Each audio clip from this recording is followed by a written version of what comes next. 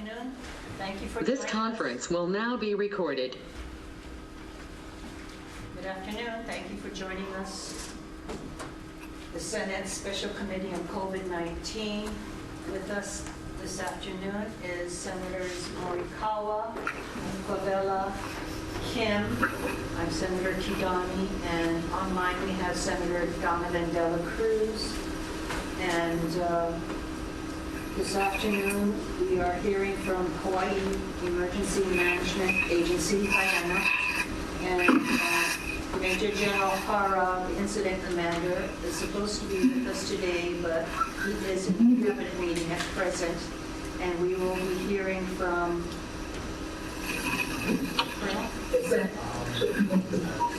Luke Myers. Luke, I'm sorry, I don't know your rank or title. Yes, ma'am. I am the Administrator of State Emergency Management. Thank you. Would you like to proceed with an update for today? We are hearing from the Emergency Management Agency. General Hara, the incident commander, is supposed to be today. And we will be hearing from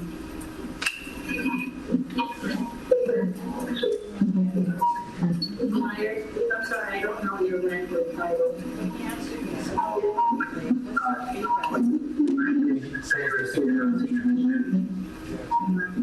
Thank you. Would you like to proceed with an update for today? We are hearing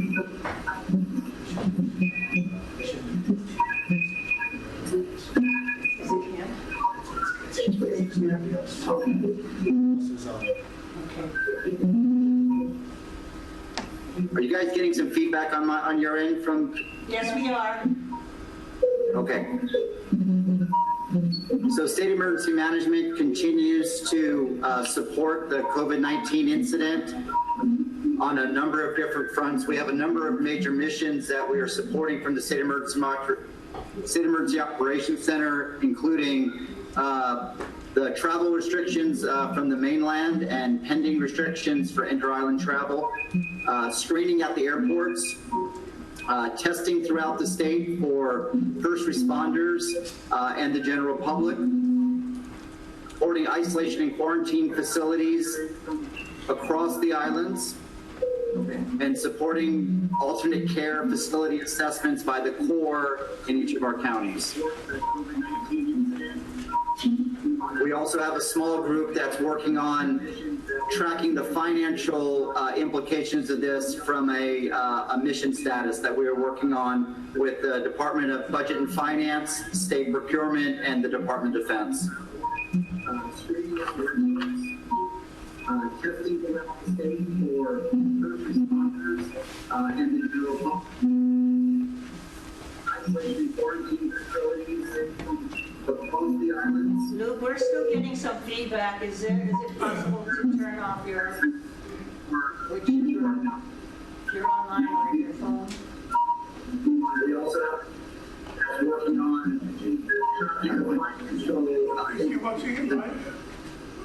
mission status. Somebody's watching it in the room. Luke? Yes, ma'am. We're still getting the feedback. Is it possible to turn off the TV or? Yes, ma'am. What I'm going to do is I'm going to call on the telephone and keep the camera up. Okay. Give me 1 second, ma'am. My apologies. Thank you.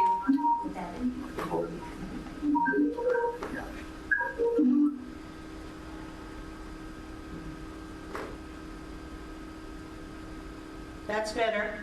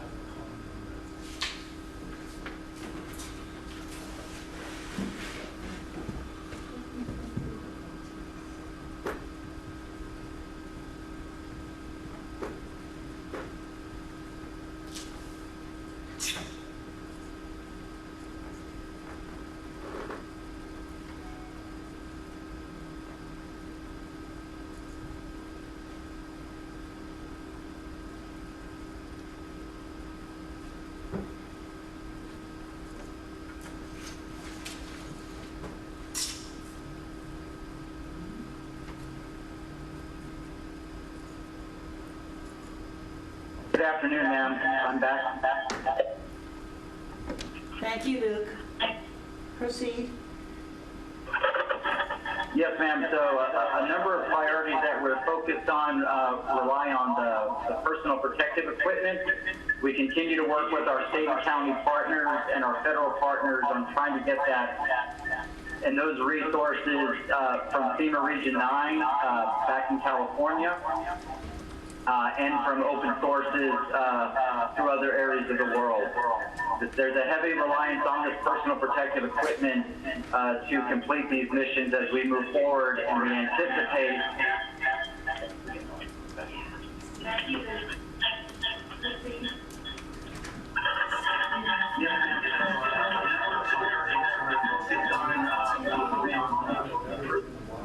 a lot of feedback, ma'am. My apologies. Are you watching a monitor or a TV? You might want to turn that off. Resources from FEMA Region 9 and from open sources other areas of the world. There's a heavy reliance on personal protective equipment. What else is on his own?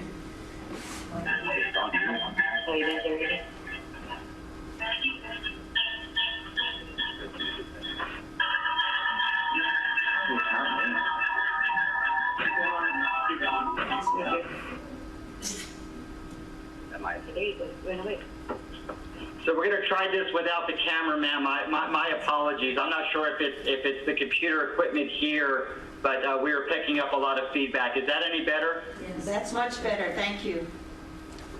Okay. My apologies for the technical challenges in trying to communicate with you all today. So state emergency management, we continue to work on the personal protective equipment with our federal partners. Obviously, the mitigation strategies that the state has laid out there at this time, we are limiting travel to the state and are considering the travel restrictions within the islands to help flatten the curve. We are still expecting increasing cases and being able to provide resources to support those partners over the next couple of weeks.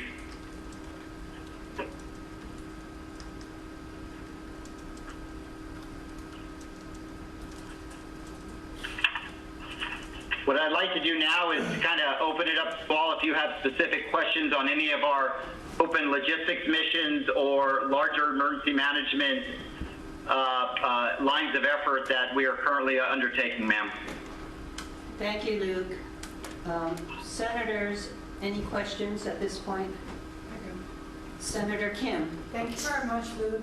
On the neighbor island travel restrictions, can you articulate that? When is it going to start, and is it the 14-day quarantine? So these restrictions are supposed to go into effect tomorrow morning. We are working with the state and local partners on the operational support plans for these various elements. Our county partners are very eager to continue reducing the potential number of COVID-19 related cases, and they all believe that this mitigation strategy is the best way forward at this time. Yes, we agree. In fact, we had proposed that when we initially proposed the ban for all travel, and for some reason neighbor islands were exempt, so I'm glad to see that you folks are instituting it. But my question is it going to be the same as mainland passengers coming in, your 14-day quarantine, self-quarantine, unless you get unless you get an exemption?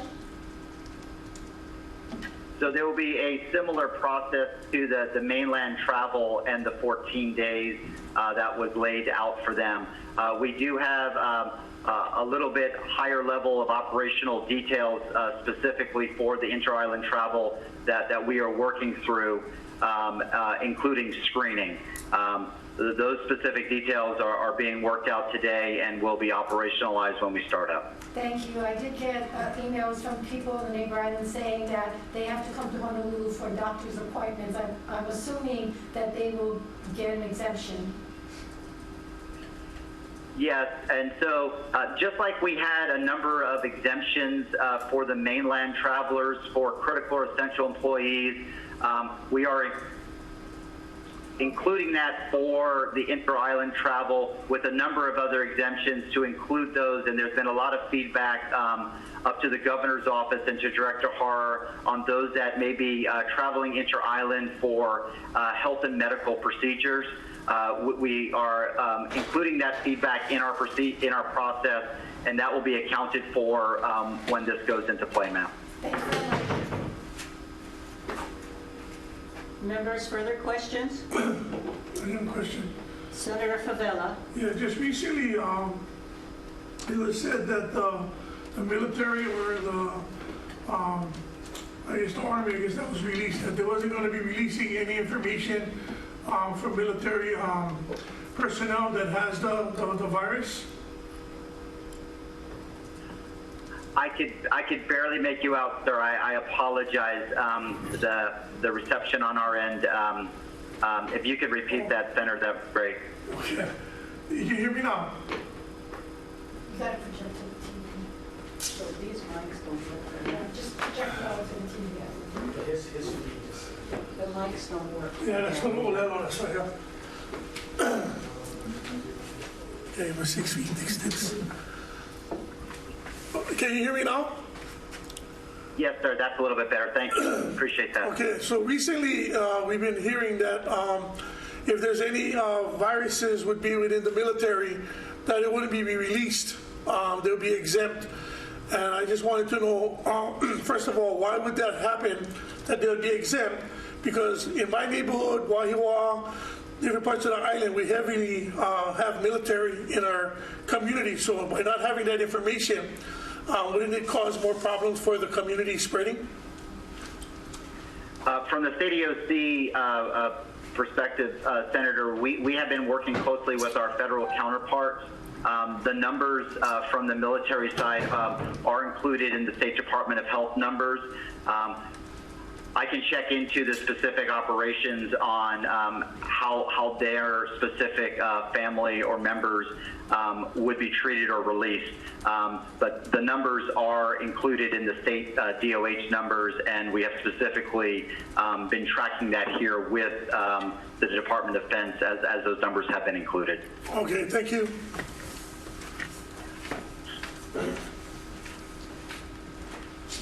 Luke, are you able to brief us on any information or an update on regarding the Senator Dela Cruz had a request that we look at doing a text message alert for our general public like they're doing in other states and counties?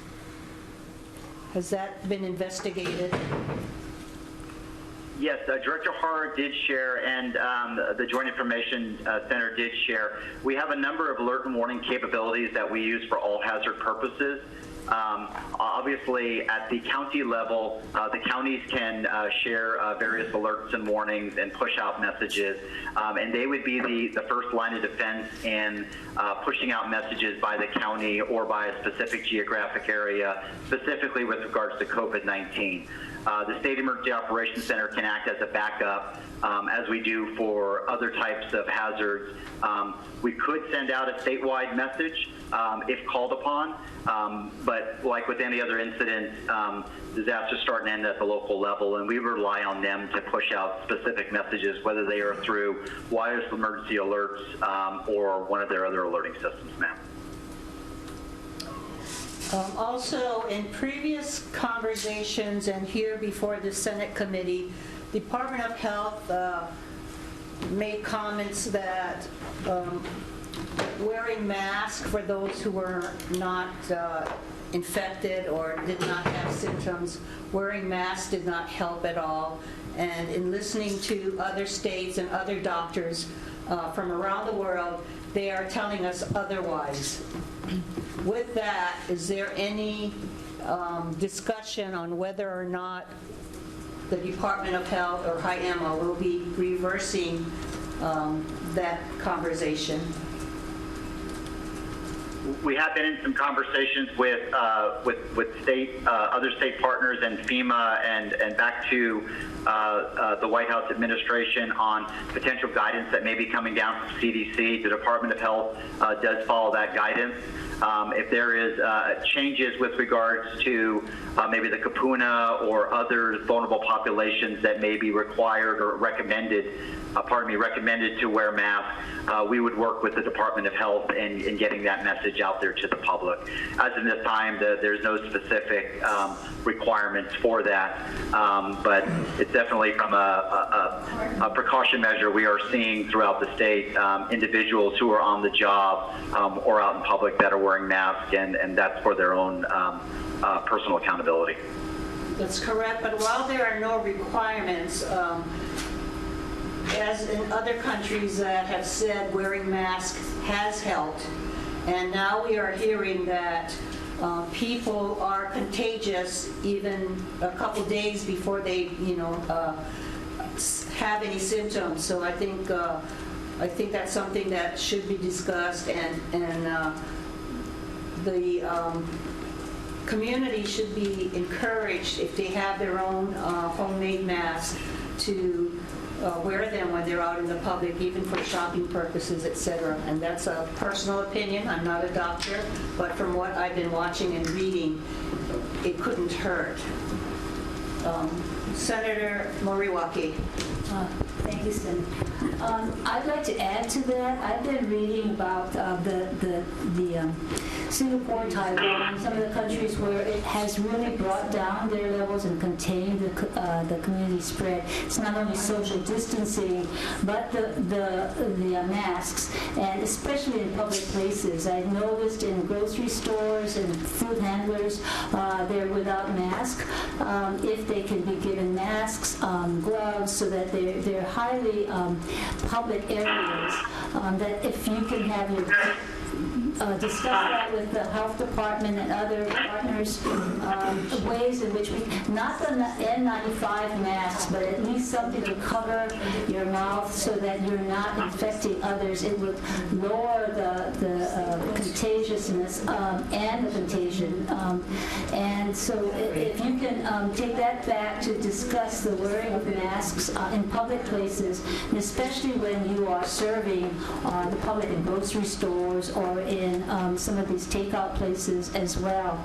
I think that would be helpful, and I don't know what the supply chain is, but if we look at the supply chain of getting those kinds of masks, in addition to the N95 masks for healthcare workers. Thank you.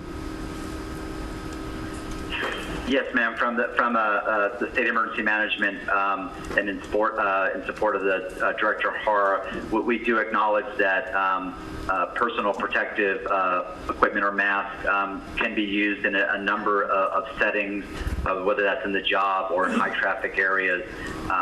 We do acknowledge that those types of commodities are in high demand.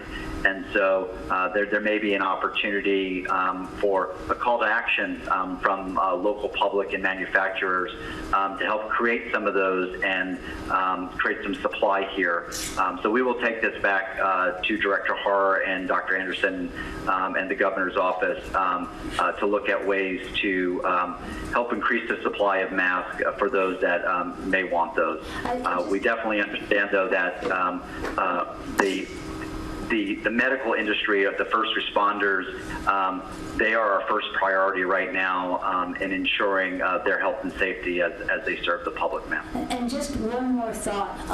When we talked about quarantine, people who go into quarantine should stay at home, have their food delivered, I guess, if they're in hotel rooms. But if they actually do go out, as I've heard some people do, grocery shopping, some way in which your directive can not only be quarantine, but if you go out in public, have a mask or even give them a mask if they are available, but some way that we can stop them from spreading should they be symptomatic and not showing signs at the time they leave the plane or the boat, the ship. If you could also discuss that with Department of Health and our team. Thank you. Can I add something? Senator Kim? Yeah, Luke. People get really creative and I know there's a shortage on masks, but we can make, people are sewing masks. I know I've sewn some masks and gave it away. But my sister from Texas said what they're doing is they're taking paper towels and they're folding it like the surgical mask, stapling it and putting 2 rubber bands, and they're using that, and then you can just throw it away. So I'm just saying that, you know, besides saying that we don't have supplies or we don't have equipment, I mean, it's not scientific, but certainly if you're sneezing into a napkin or you're sneezing into a paper towel that's on your face, you certainly are not spreading it as badly as if you weren't. So I think it's important that we don't say it doesn't help, that we tell people any little thing that they can do to make sure they're not spreading the germs. I think is a message that we really would like to see out there.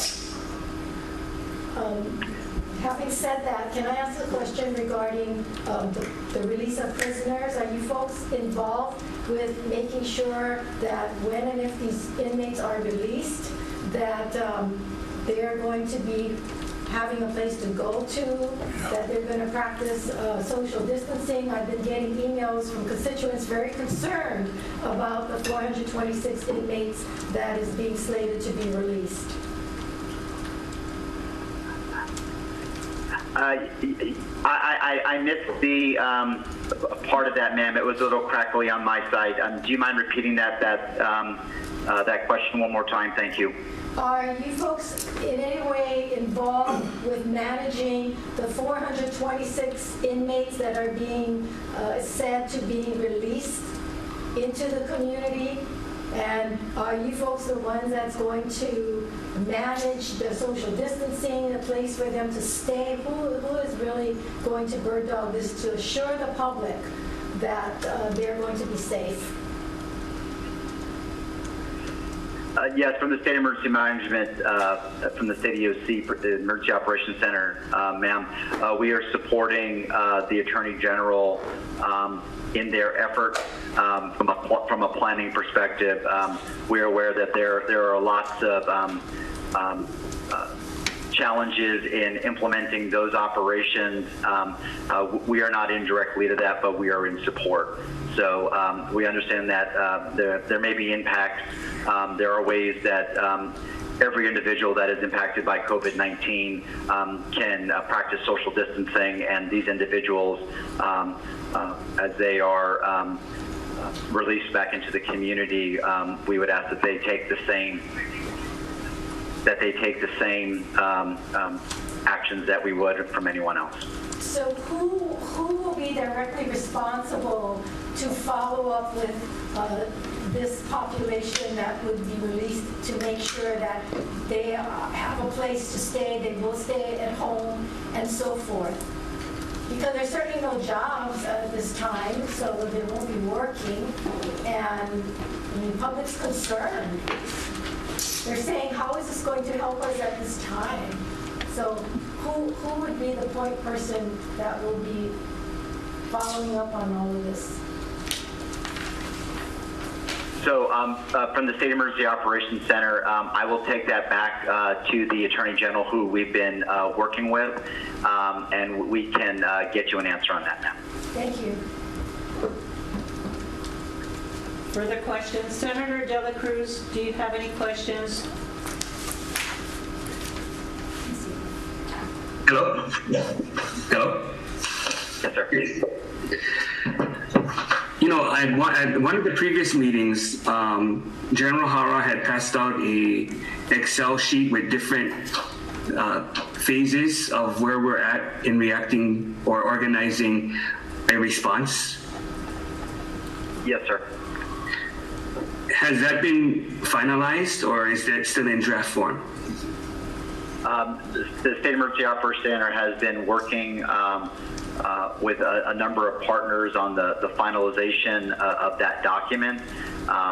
Obviously, there are a number of current operations that are going on throughout the next couple of weeks, but that phase plan is almost ready to be shared, sir.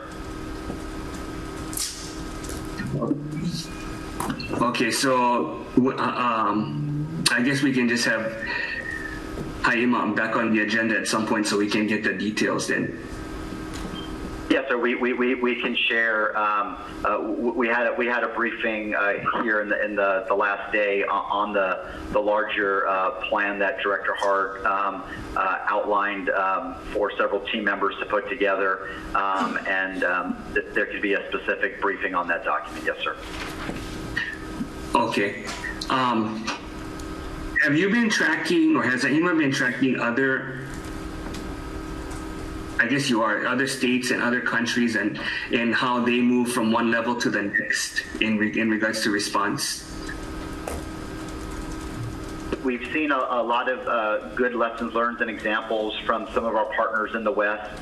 And back on the mainland of the U.S., we have specifically been watching partners in Washington State, in California, and some of the East Coast states as they are all several weeks ahead of us, it appears at this point in time, on mitigation strategies to reduce basically transmission from coming afar to how responding to when there's transmission within the state. So we have been in conversations at the Department of Health and at State Emergency Management with our partner agencies from a number of different states. Okay, I guess one of the, for some reason I get these emails from the country of New Zealand, and they're saying that on a specific day they're going to move from level 3 to level 4, and they explain what all the different levels are, and at level 4 what is expected of the public. Yes, some countries and some state emergency management programs have very defined levels for a lot of the hazards that they face, and we are seeing that New Zealand and from some other partners, as an incident moves to a new phase, that information is clearly articulated to the public, and then whether those are partners or individuals take specific actions. The framework plan that Director Hara is laying out is identifying that. From the state emergency operation perspective, this incident is unlike any other incident that we have seen.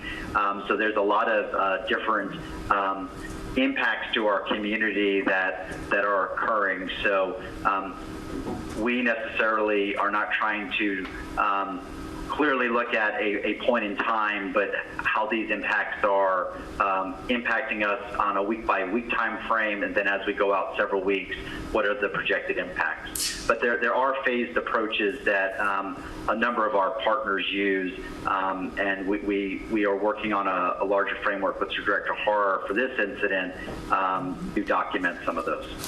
Yeah, I guess, but if you end up communicating to the public that if we don't take these so-called flatten the curve measures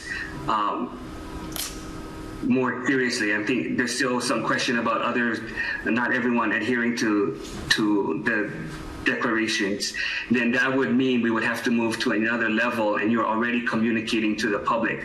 I think Senator Kim said it best, that if we keep getting informed by press conference, we all get whiplash, versus letting people know that if, as time goes on, if we don't meet these benchmarks or if something occurs, then we have to get ready for that next level, and this is what the next level entails. Yes, sir. I acknowledge what you're saying.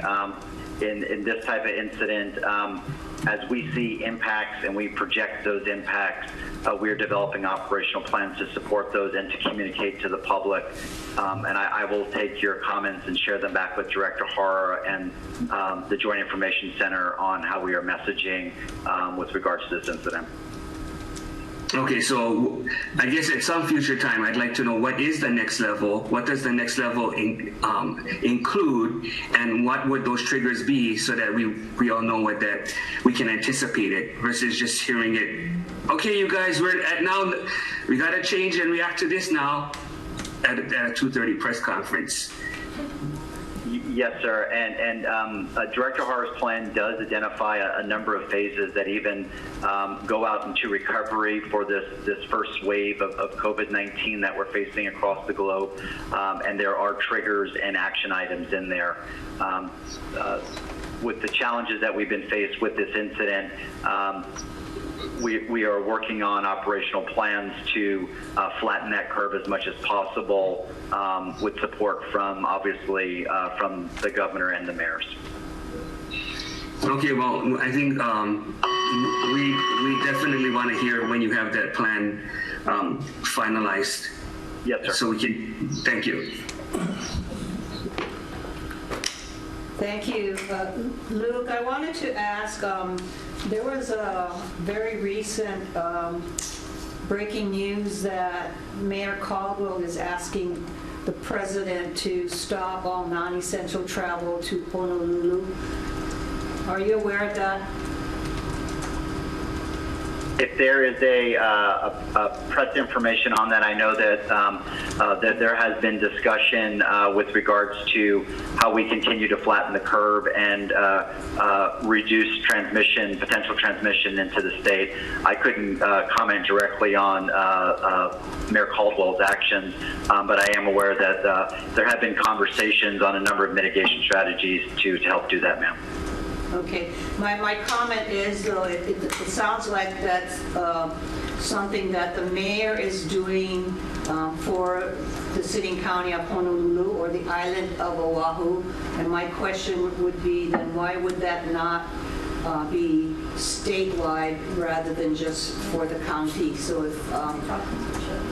if there's a way that Ha'ema could look at that and just make a recommendation, it doesn't make sense to me if you're just requesting it for the island of Oahu, and then they go directly to the Big Island or Maui and then hop on a flight here. So if you could check up on that. Will do, ma'am. We'll take that back for action. My final question is regarding some of the hoarding that still exists and the stores. I'm getting calls from constituents that they're not able to find, daily staples like toilet paper or rice, etc. And is there a way that the public can be informed that we have regular products being shipped in, but it seems as soon as they're on the shelf, they're being hoarded again, and those who need it are not getting any supplies at all. So what is the plan to ask the supermarkets and the stores to make sure that they are trying to limit it so everybody has a chance to get what they need? Yes, ma'am. From the State Emergency Operations Center perspective, we have not seen any issues with supplies coming into the state. There's a steady supply of commodities and goods. Obviously, there has been a demand and a continued demand on specific products, as you have called out. We do have a business group that we have been working with and communicating with them. I know that some of the private sector has taken a really creative initiatives, such as the Kapuna hours and things like that, to allow for some of our high-risk segments of our community to get access to those commodities. We've also seen some other businesses on their own limiting the quantity of some of those goods so that they are widely shared. We are confident that the public is well stocked and supplied for this incident and future incidents that may come down the line, and we will continue to work with the private sector on getting that message out. Thank you. I think that message has to come from either the governor or General Hara in some kind of press release to make sure that they know there has not been any slowdown of our shipping schedules, et cetera, because I don't think that message is strong enough to the public. Yes, ma'am. We'll take that back to Director Hara. And my final comment is with regard to the masks that we talked about earlier. By no means are we saying that we should get masks before our healthcare workers. That's not what I'm saying. I think what we're saying is that if you have it available and if you can make your own, then it is recommended to wear a mask. Women who have scarves, you can go out with a scarf and wrap that around your mouth and nose when you enter stores, etc. Men can wear bandanas or whatever. I mean, It's just an extra precaution. Our whole goal for all of us is to stop the transmission of the virus, and to me, every little bit helps. Members, further questions? Luke, thank you very much for sharing your information with us today, and be safe out there, and we'll talk with you again soon. Thank you. Yes, ma'am. Thank you for your time. Is that on the line? Our next department is Department of Business and Economic Development and Tourism. Administrator Dennis Ling is the Business Development and Support Division Manager. Dennis, are you online with us? Yes, I am, Senator. Thank you for sharing time with us today. Are you able to start with a statement you may have or may want to make? Sure. Yes, thank you. Aloha, and thank you for this opportunity to speak before the Senate Special Committee on COVID-19. Our division, the Business Development and Support Division, traditionally supports all business in the marketing area, helping businesses to increase sales overseas and domestically. We are also involved with community-based economic development, defense industry resilience, enterprise zones, opportunity zones, and international affairs. Today, that has all been put on hold as we have become an advocate for small business in many areas that we may not directly be responsible for, but where we can lend a voice for small business, we will.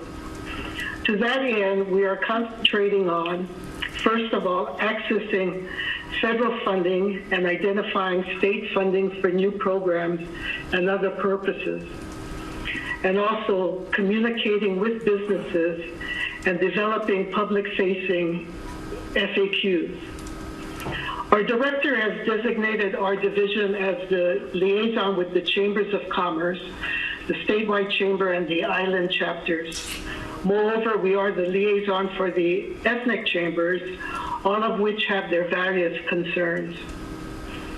On communications, our immediate task is to inform the public of the CARES Act and the assistance available through SBA. While the details of the assistance programs are still being finalized, we find it our responsibility to get the word out to as much businesses as possible and as soon as possible. Our website, investhawaii.gov, provides the latest information as we get them, almost on a daily basis. 2 weeks ago, we sent out a plea to small businesses to answer a worksheet that was necessary to get our state certified as eligible for the SBA's Small Business Economic Injury Disaster Loan Program. And within a matter of 3 days, we got almost 4,000 respondents. We know our businesses are suffering. Our director has also designated our division as the liaison with the SBA in order to facilitate our small businesses to get assistance from the SBA. So our division has offered its services to the SBA to serve as a virtual call center to answer questions and to help with applications and to facilitate communications.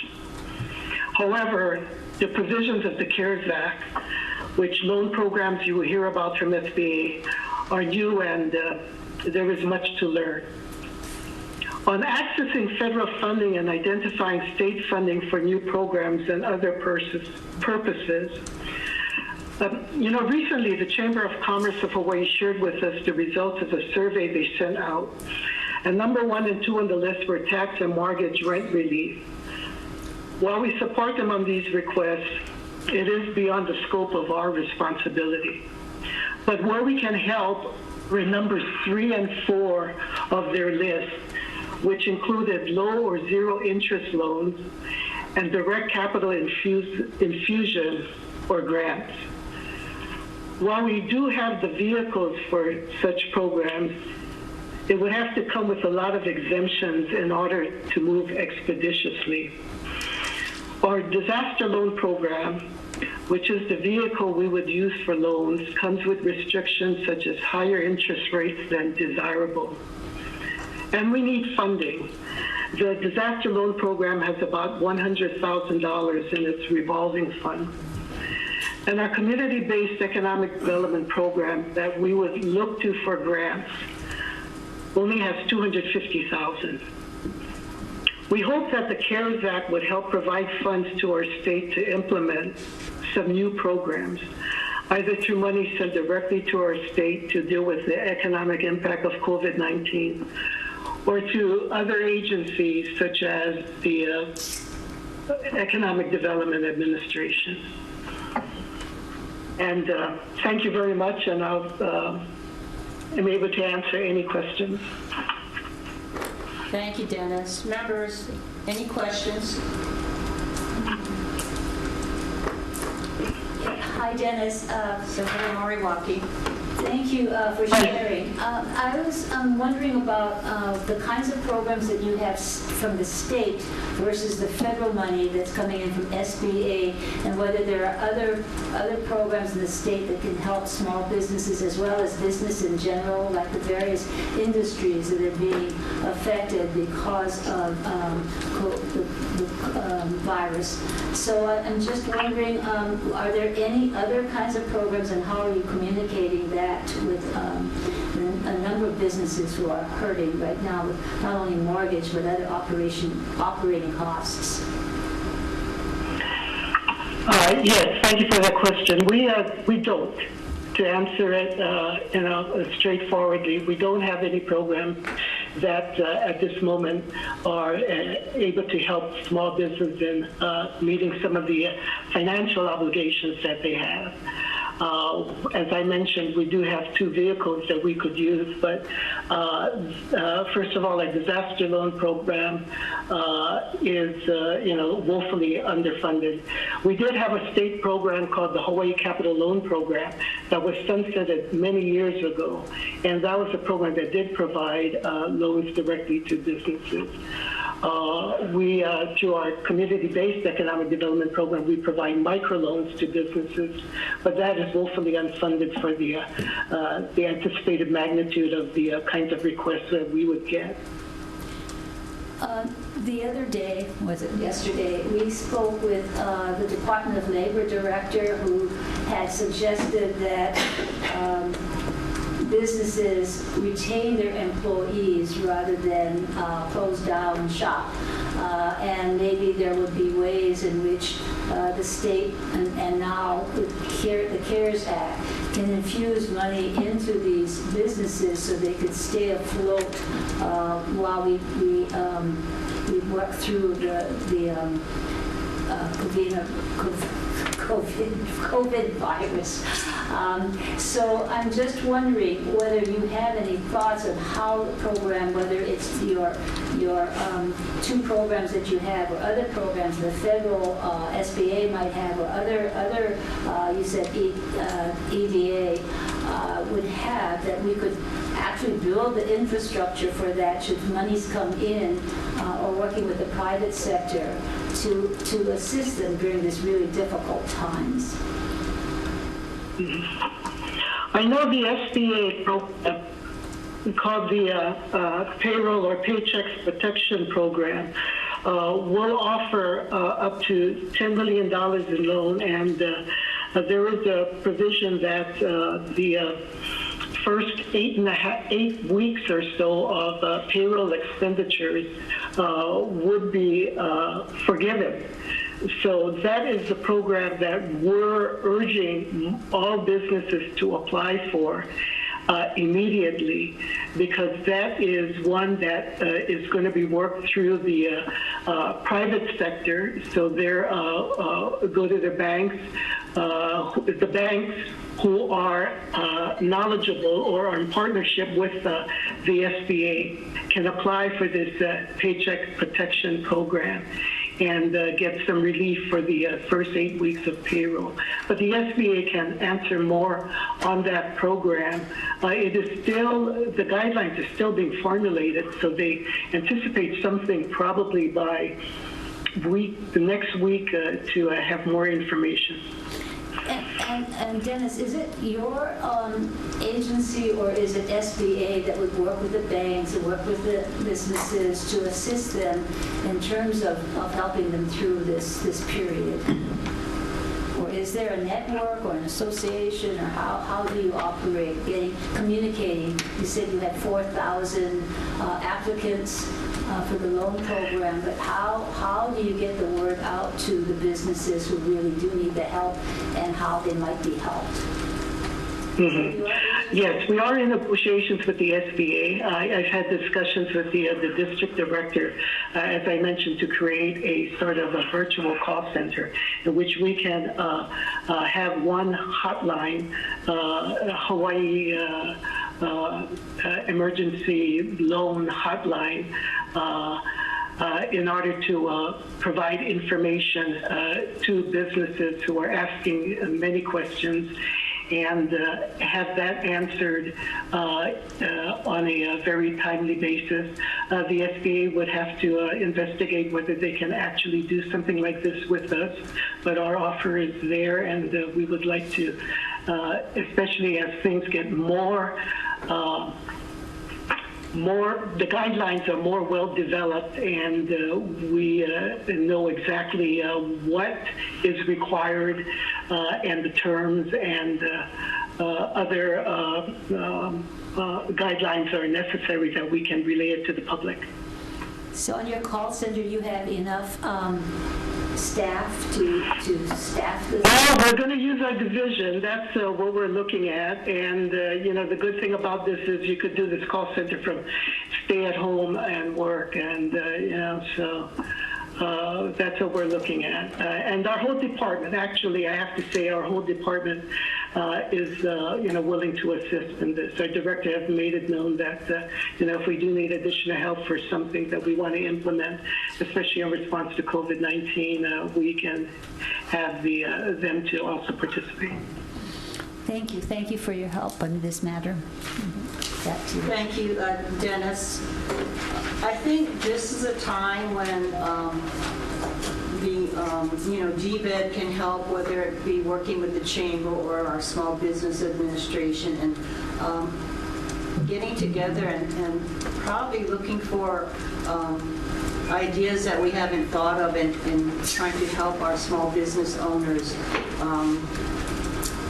One of the thoughts that I had this is a time that you want to do jobs around your house, whether it's change your plumbing out for those who own older homes, or looking at landscaping. But for many of us who are, don't know how to go about looking for a dependable small business to do jobs like that, it would be helpful if, whether it's through you guys or through the unions, that put things in the paper that these people are licensed, et cetera, and generally what it would cost for doing plumbing in a 3-bedroom home, or et cetera. And I think it's just my throwing ideas out there, but I'm just saying that there are a lot of homeowners that are hesitant, to at this time do those kinds of things because they don't know if they're going to get the fly-by-nights, and they don't know whether or not the lines to DCCA are open and available to check on people. So I think some of those ideas maybe should be discussed to see how we can encourage the general public who are able to afford to do these kinds of things to maybe take advantage of the time that you can do it now, and maybe it'd be less expensive. But those are just ideas that I wanted to throw out. Mm-hmm. Yes, that's a very good idea, and I think there's a lot of innovative ideas that are coming forward now that people are looking at ways to better utilize their skills in ways that rather than was done before. So yes, you're right. Thank you. Members, are there any further questions of Dennis Ling from the Department of Business and Economic Development? If not, thank you very much. Donovan, go ahead. Donovan De La Cruz. So, Dennis, you guys outlined your reactive approach to people calling and being open when people have concerns. What is the department doing to try to be a little bit more proactive in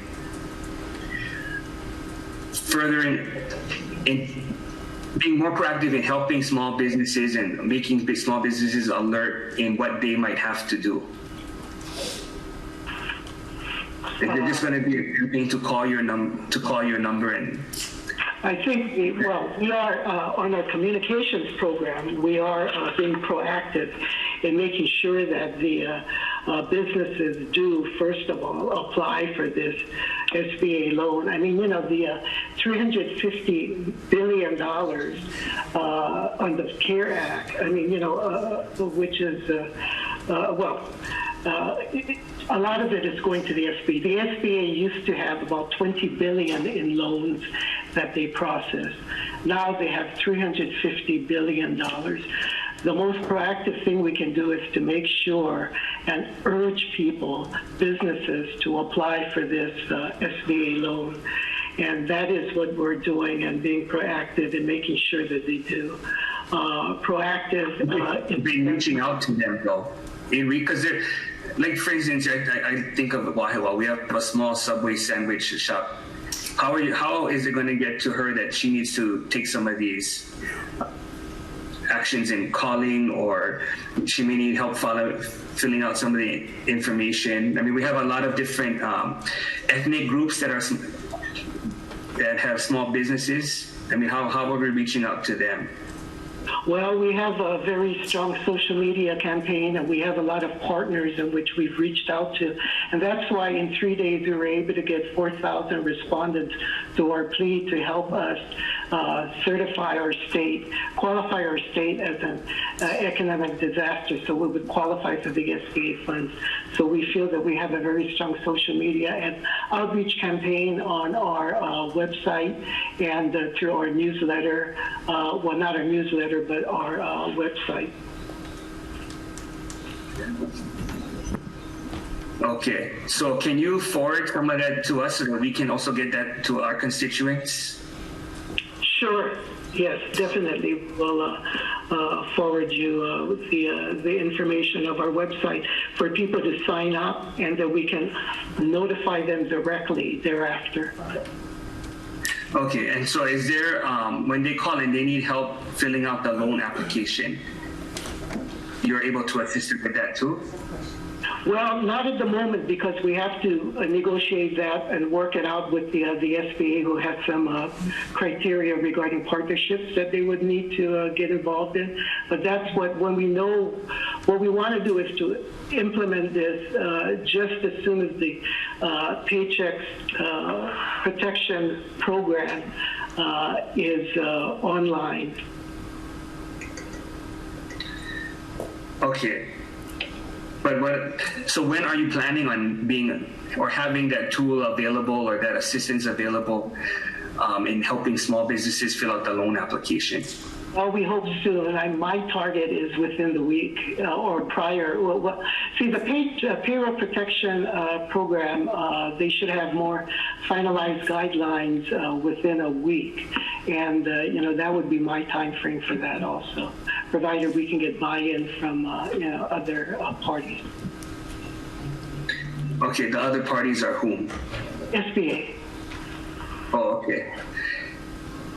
Okay, I guess we'll just have to follow up with you maybe in a couple of days to see where you're at, and then hopefully you have more information by then on how we can send that message out to some of our small business constituents on what kind of assistance is available. Sure, yes, definitely. Okay, but if you do have that those services up and running sooner than that, can you notify us, especially the helping some of the small businesses fill out their loan application? Yes, certainly we will. Okay, thank you. Senator Favela has a question, Dennis. Yeah, just kind of go ahead and say this, Senator Donovan De La Cruz. In my community, same thing, it says they they don't have time to go on to all of these things. So if they're not notified either through newspaper or through the morning news or news, they're not going to know because they're too busy preparing their food on a daily and a nightly basis. So they don't go and look through the social medias and these things that you're talking about and these programs to get them out unless they actually have a hard copy mail to the business that they're going to look at it or go on the news or newspaper. They're going to miss it. They're definitely going to miss it because in our communities they're really hurting right now because there's no sitting down and eating in dining areas. I mean, McDonald's and Burger King are doing the advertising on TV, delivering. Loco Moco, L&L, and Ohana's, they're hurting with no customers. So like Senator Donovan De La Cruz said, regardless if we have it and it's available, how are you going to get it to these kinds of businesses that's going to capitalize on it? Because there's a process you already said that they're going to have to be a part of. So as soon as we can get it to them, and they apply so they can find out the process and how they're going to go about getting some help for their businesses.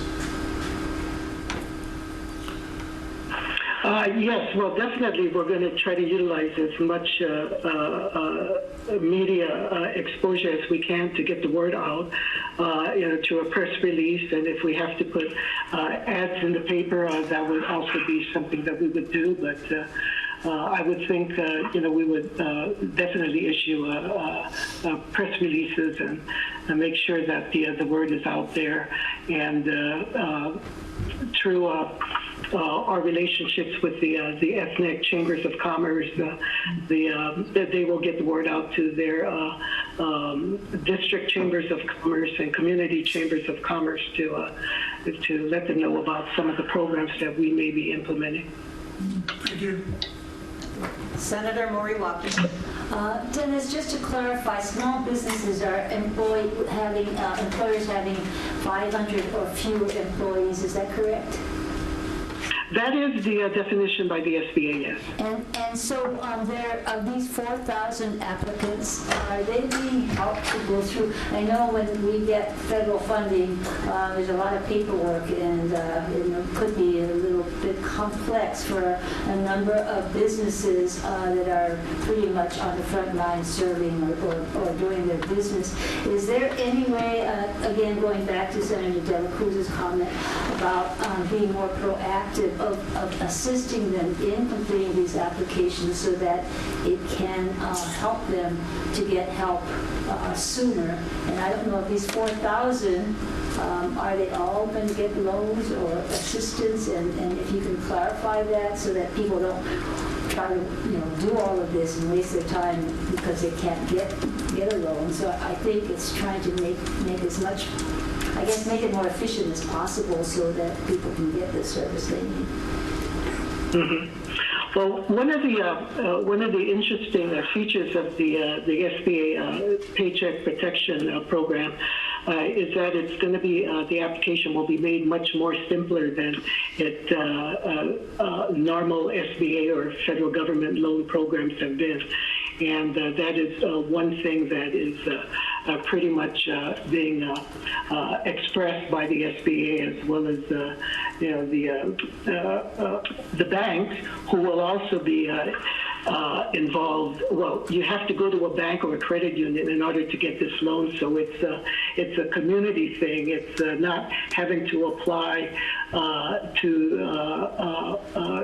some overseas mainland entity. You would work with your bank or credit union to get this loan.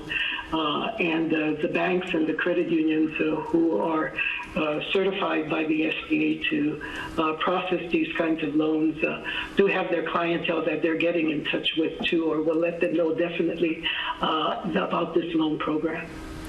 So are all the banks involved, or are there, well, I guess they were called preferred partners, are all the banks so that anyone can go to their bank or any bank? that? I can't answer the question, but most of the banks are involved in this. I know Bank of Hawaii, First Hawaiian, Territorial, Central Pacific, but the SBA can answer that better than I can. It's banks that have dealt with the SBA before and know about some of the procedures and processes. And but most of the banks are aware about this.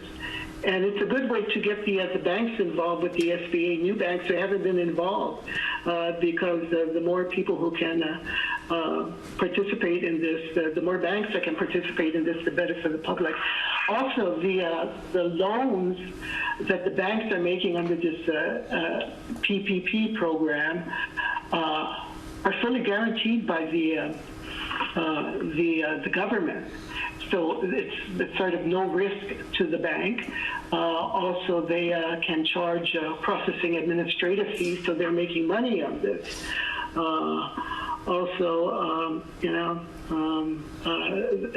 And the 8 weeks provision that would be forgiven, it's essentially a grant program up front. For the first $10,000, I believe. So that's something in which could be a business driver for the banks, as well as something that the public needs to be aware of. Thank you. Thank you, members. Any further questions? If not, thank you. I just wanted to. Go ahead, Dan. Oh, I'll try to be quick. So, Dennis, if you can just clarify, what's included in the payroll costs? Does that also include the utilities, rent, and some of the non-traditional payroll expenses? Is that all covered? After payroll, rent and utilities and mortgage interest can be included. Yeah. Okay. And then,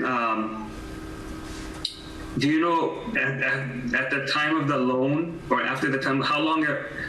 What's the waiting period before funds are available?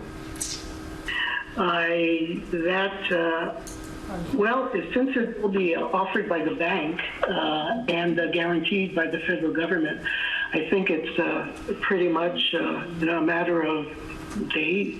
I mean, few days. Can you just double check that and clarify that for us, please? I think SBA will be on the call too. Yeah. Okay. No, but so you. Yeah. Rather than. Yeah. But you guys are talking to the banks. No, well, SBA is talking to the banks at the moment. The banks have questions because they don't, the guidelines haven't been finalized yet. So, first of all, they're waiting for the guidelines. So. Okay, and the funds are available as soon as the guidelines are done. The funds are available. That is another question for SBA, but I assume so. Oh, okay. Okay, I'll just ask them. Thanks. Thank you. Thank you, Dennis. Thank you. Okay, we're going to take a quick recess.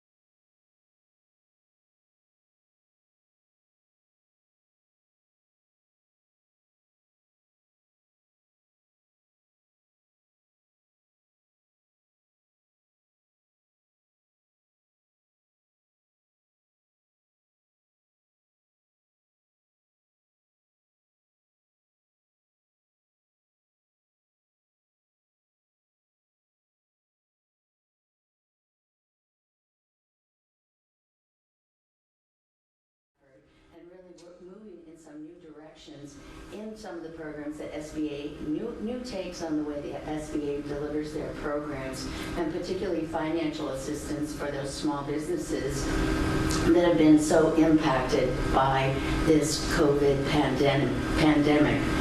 We started with the first disaster declaration in mid-March, and the state of Hawaii was approved for a declaration to approve disaster loan funding to small businesses and nonprofits throughout the state. The program that we offered there was part of a national rollout called the Economic Injury Disaster Loans, modeled after a long-time lending program that SBA presents area by area based on territory primarily. Again, these declarations went nationwide, and the Hawaii Declaration was approved on, I believe, March 20th. So the demand expanded across the country was so much that these economic injury disaster loans for small business swamped the whole platform, and we've probably heard in the last 10 days what a struggle it's been for Hawaii small businesses to apply. These loans could be used to fund any kind of costs that are expenses, overhead, payroll, rent, things like this, that a small business was unable to pay, which they normally would have, but was unable to pay because of the COVID pandemic and its impact on our travel and tourism industry, on our restaurant and hospitality, and then any other kind of business that generally sells to the public and to our tourism industry. So these loans would be fixed interest at $375 for small businesses, and the terms would be up to 30 years. So it could spread over quite a long period of time. And the loans could go up to $2 million. As I mentioned, we had a rush on this program, and at the same time, we're still defining the terms of the program. Congress has determined that this is going to be a devastating and extended impact, and came up with the CARES Act, which was approved last week. This changed a lot of terms and of some of the loan programs, and then it also created some new lending opportunities. SBA has tried to respond very, very quickly to that. First, when the platform for the economic injury or EIDL loans crashed last week, they went ahead and went out to a private sector partner and expanded our platform for intake, and also brought on more call center help to help address the demand. We were seeing from all the states, even just in one state in 4 days, we got over 300,000 applications. So it's just been a very, very huge impact. With the CARES Act, we were able to reduce some of the underwriting criteria and relax some of the requirements. So it opened up the loans to more and more businesses. And this will also be applied to some of the other recovery programs, such as the Paycheck Protection Program, the Small Business Debt Relief Program, economic injury disaster loans, and created grants as part of that program as well. We also have small business counseling, small business contracting, and there are some other tax provisions that the IRS will be working with us to deliver to help give relief to small business owners. The Paycheck Protection Program plan will run through our 7A channels and engage all of our local banks and credit unions that have an SBA agreement on file and are considered active SBA lenders. So this will open up a face-to-face contact for our small businesses locally to approach their bank of record or a bank that they would want to be working with to make a request for these loans. The loans also feature some debt forgiveness, depending on, this is really designed to help retain employees or bring employees back to work and help sustain small businesses. So again, they're looking primarily at helping a business have the capital that they need in order to pay for overhead, meet payroll and payroll-related expenses, like payroll taxes and things along that line. Rent, mortgage interest, some of those other costs associated with just keeping utilities, keeping the business open are what these loans will cover. These, again, go through the bank. They are made through the SBA. They are 100% guaranteed, and they do have a portion of fee relief. They'll all have, they're still coming out with, we're hoping that we'll get the SOPs, our operating procedures, and the underwriting guidelines by tomorrow. SBA Hawai'i has been on the phone with most of our banks to help them develop the application form, understand the underwriting criteria, and really be ready to ramp up to assist more small businesses. We figure this will stay in demand for quite some time. We've been getting lots and lots of phone calls, and it's requiring a lot of consulting with the businesses to determine where best to put their costs. All these programs, the debt relief, the economic injury disaster loan, the economic injury disaster grant, and the payroll protection program all fit together and can help fund or extend the funding to a small business owner, replace payroll costs for people who may have been furloughed, but also to help them perhaps come back to work sooner and through the term. These loans will run, look at the term from February 15th to January 30th, 2020. So the application for the PPP will be open to small businesses to apply right now until July 30th, 2020. The economic injury disaster loan applications will be available to small businesses until December 21st, 2020. So we're working very closely with our SBDC, our Small Business Development Center, our Women's Business Center, the new center at the Y, our VBOC, and other resource partners to make sure that small businesses are aware of this information and they get the help that they need to make a good application and sustain their business and move to faster recovery. Thank you. Thank you, Ms. Sawyer, for that information. Right before you came in, we were online with Dennis Ling from our Department of Business and Economic Development, and Senator Donovan De La Cruz, who is online with us, actually was asking questions related to some of the statements you made. So, Senator De La Cruz, would you like to start with questions for Ms. Sawyer? Okay, thank you for calling in.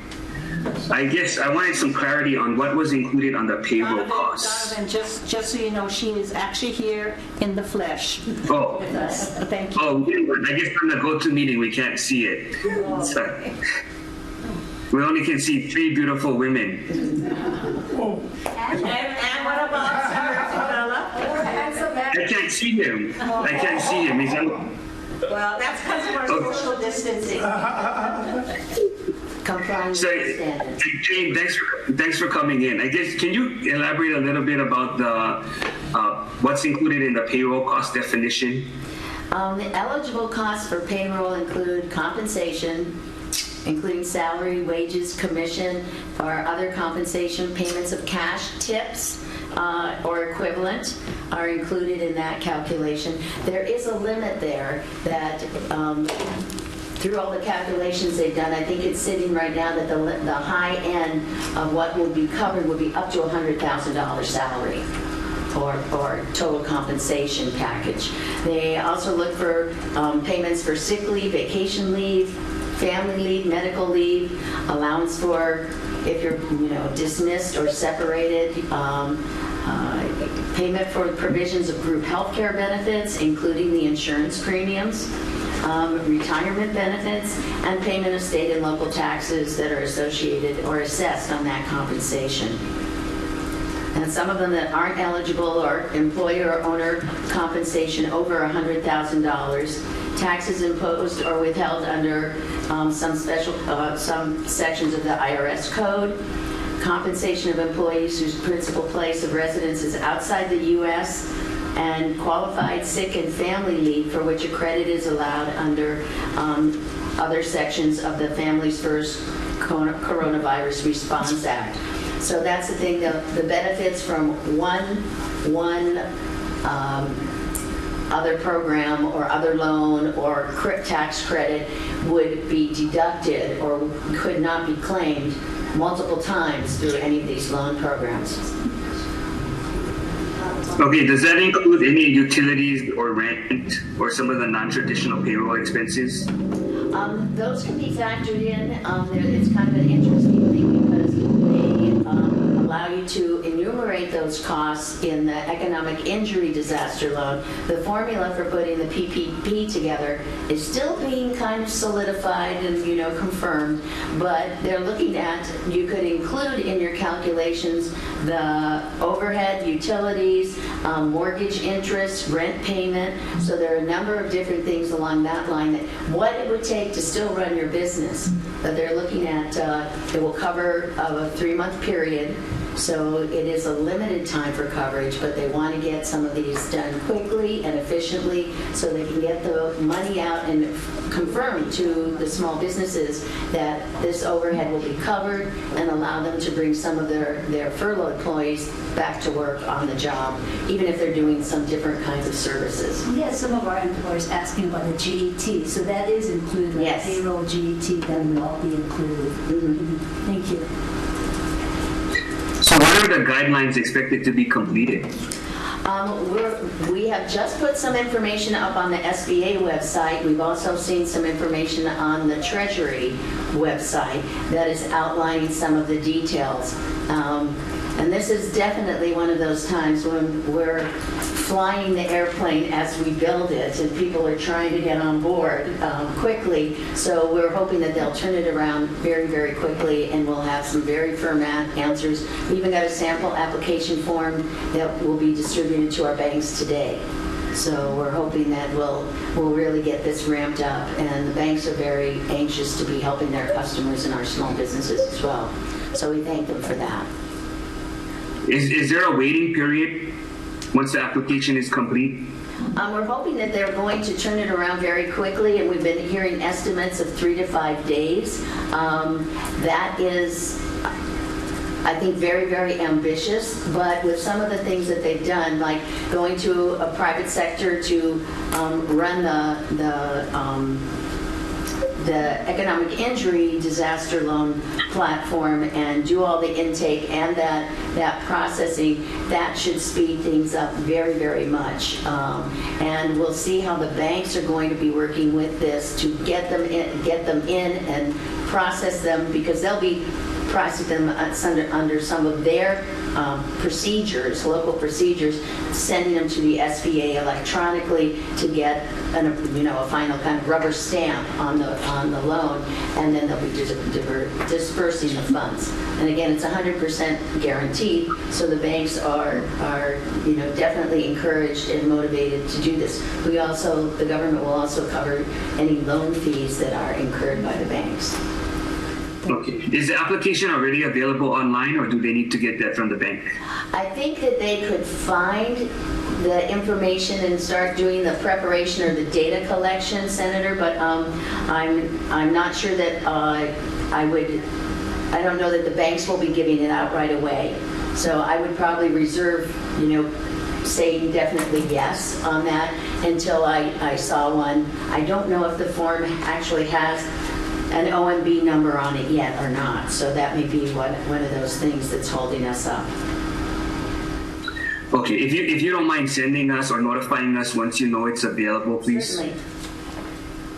And then I guess my last question is, who promotes this? Is that part of your office, or is it a partnership with DBID, or is it really DBID's responsibility, as Dennis mentioned, to get out to the community and get people familiar with what's going on? Well, we work closely with DBID, but it's we will employ all of our resource partners and all of our partners in the community. So many of the business organizations, the trade organizations, the chambers have been very, very effective. So once we get the information in a more concrete manner, then we'll be disseminating it quite broadly to everybody.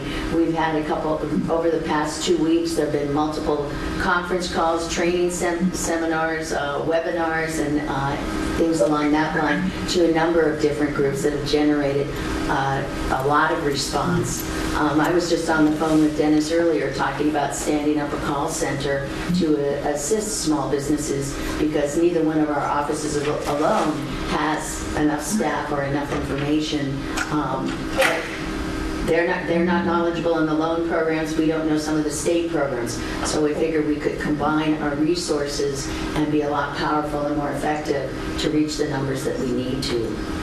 So I think I will appreciate anything that you could do if I can get you information, forms and press, and send it out to your constituents, because I know many of you have excellent newsletters and communications capabilities as well. So particularly this changes a lot of things where, you know, independent contractors, self-employed, gig economy workers can all apply for these loans with the right, they have to provide their tax information, they have to certify the information they're submitting is correct, and then it will help replace income that they would normally have had or expected to earn over this time period. So I think that's important, and it ties in with some of the other relief programs as well, whether it's some of the things that are coming through HUD and other government-backed loans for mortgages and things like that, where there is some deferred payment and some forgiveness that is currently being included through the CARES Act. Thank you. I think we are very happy to have you here with us today, Ms. Sawyer. We are online with about probably 100 viewers. KHON is live streaming this, and we're also on Olelo. So it's important for them to hear from you, and I would appreciate it if you do have a website or something that we can also put out in our newsletters. If you could provide that to us, we'd be happy to. Before you leave or shortly after. I wanted to ask you, you talked about a $100,000 limit for this program. Are you talking about per person or per business? It's per person, per position. So, for example, one of the examples they gave was specifically for an owner who, you know, particularly in a professional firm, likely earns more than $100,000 a year, but that is capped. You would look at your payroll, and there'll be formulas that will be set up so that you can determine, based on what your payroll looked like either the previous year of the same term or the previous 3-month period, that you would extrapolate from that, and they would look at, because the federal government will have some tax information on your payroll as well, so that's a place to verify what you're claiming. So there are a couple of different models that were proposed for doing that, but any employee, you have 5 employees on, you bring all those employees back onto payroll, they could get either from between 75 and 100%, I believe it is, of their actual pay, their compensation package paid out to them. The credit would go to the business, or it would go to them in the form of a loan, so they would have the funds to pay for those expenses. And if a position were split and you had 2 part-time employees in a position, would both of them qualify? Both part-time employees are included. Thank you for that. Members, other questions? Senator Kim. Thank you very much. I have a number of small businesses in my district that have contacted me and wanted more details. First, let me ask this. Would the banks have the details if they went in? Would they know the particulars? They may know more about the specific loan. By the end of this week, they should be pretty well versed in what is going into the payroll protection program loans. So when we talked with Mr. Ling from DBED, he mentioned something about the loan turns into the grant, correct? But that there was the first $10,000. Okay. So what does that mean? Is it just $10,000? That's in the economic injury disaster loan, so that they could turn capital around quickly.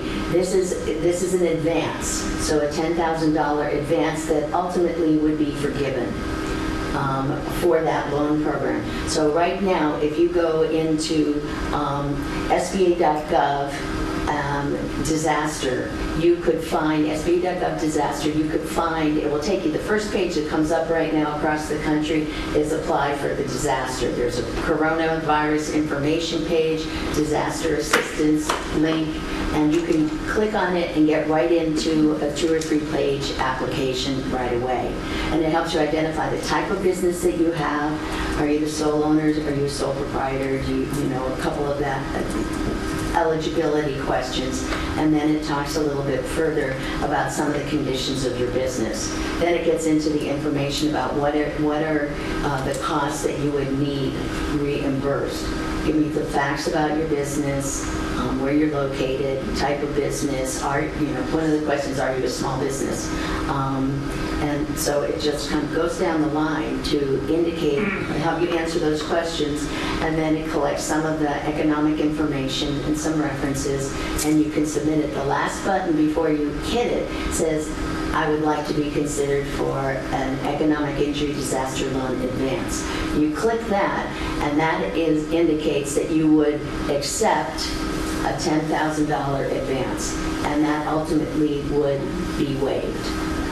So even at this point, with the economic injury disaster loan, if they take a couple more days to run your business, to process your loan application, you would still have the chance to say, okay, I don't think this is going to be, you're offering a loan, but it may not be enough money.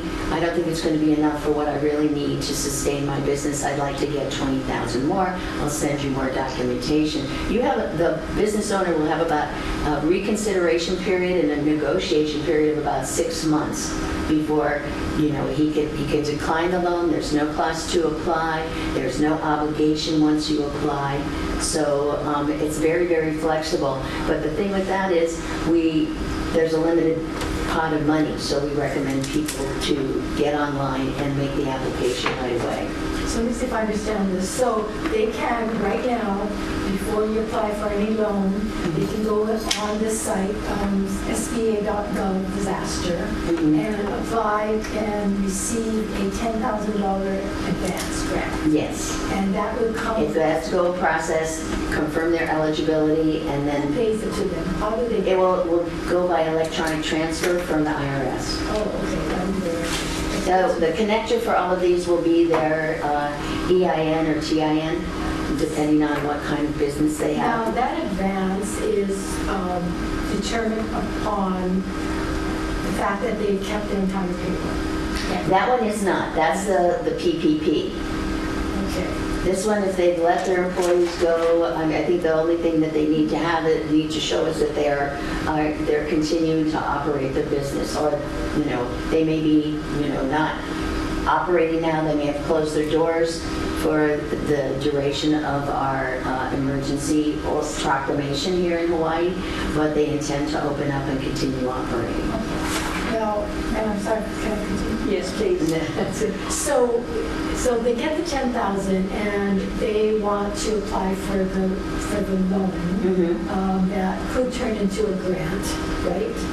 Okay, yes. So keep the employees, they'll keep paycheck protection. The paycheck protection. PPP. So they've already applied for the EIDL loans online. They've gotten the $10,000 advance. They've gone to their bank and said, I think I need more help, and they apply for a PPP loan through their banker. They are given an award for that program, and that's the program that has forgiveness, but that $10,000 will be applied against that loan. So if you've already said, I needed this $10,000 to pay my rent and to pay some payroll that I don't have, it would be taken out of the forgiveness portion in the PPP, is how I understand it. What's the limit to this loan? The economic injury disaster loan, the PPP is $10 million. 10 million. Okay. 10 million. And they can, if they let their employees go, they can bring them back. If they let them go, they can look back to what their status was as of February 15th of this year. So February 15th. Do they have to pay them for February 15th? They can set the term that they're covering. So they're allowed to go back and say, I'd like you to come back to work, and I will.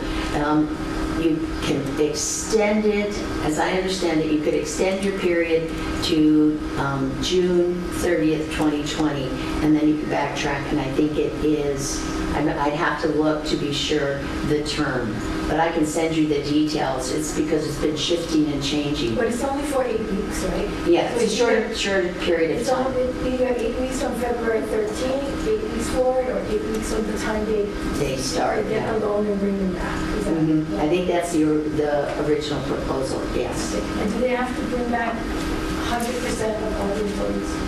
I think it is 100%. But they can also look at bringing them back at up to 75% of their pay instead of the full 100%. And is there a guarantee that they will turn into a grant? They have to apply. It depends if the conditions change, but I think the intention is yes, that it will turn into a grant. I don't know if there are any little sticky pieces in there that haven't been sorted out yet. Up to 10 million. Mhm. Per business. Per business. One of the things that they've done, for example, is to, some of the standard rules for SBA loans, they look at, do you have credit elsewhere? Meaning that you have assets or you have a built-up reserve in your company, things like that. So you wouldn't normally go to the government and ask for a guaranteed loan because you could really fund the business on your own. They've eliminated that from consideration. They also look at affiliation, where you may own one or more different types of businesses or similar businesses. Say you own a number of restaurants, and because you own and control them, that's considered affiliation, and together you may actually be a large business. For this program, and particularly for hospitality, food service, they've waived some of those criteria to make everyone more eligible. So if you own, 20 L&Ls, each one of them could be considered independent. Usually that size standard is based on having 500 employees. So for each physical location, a food service or a hospitality organization shouldn't have more than 500 employees in one location, but you could have several locations. Now, if they went to the SBA site, is there like an FAQs, like if they have all these questions that can be answered? There are now a lot of good FAQs on the website and also on the Treasury website now.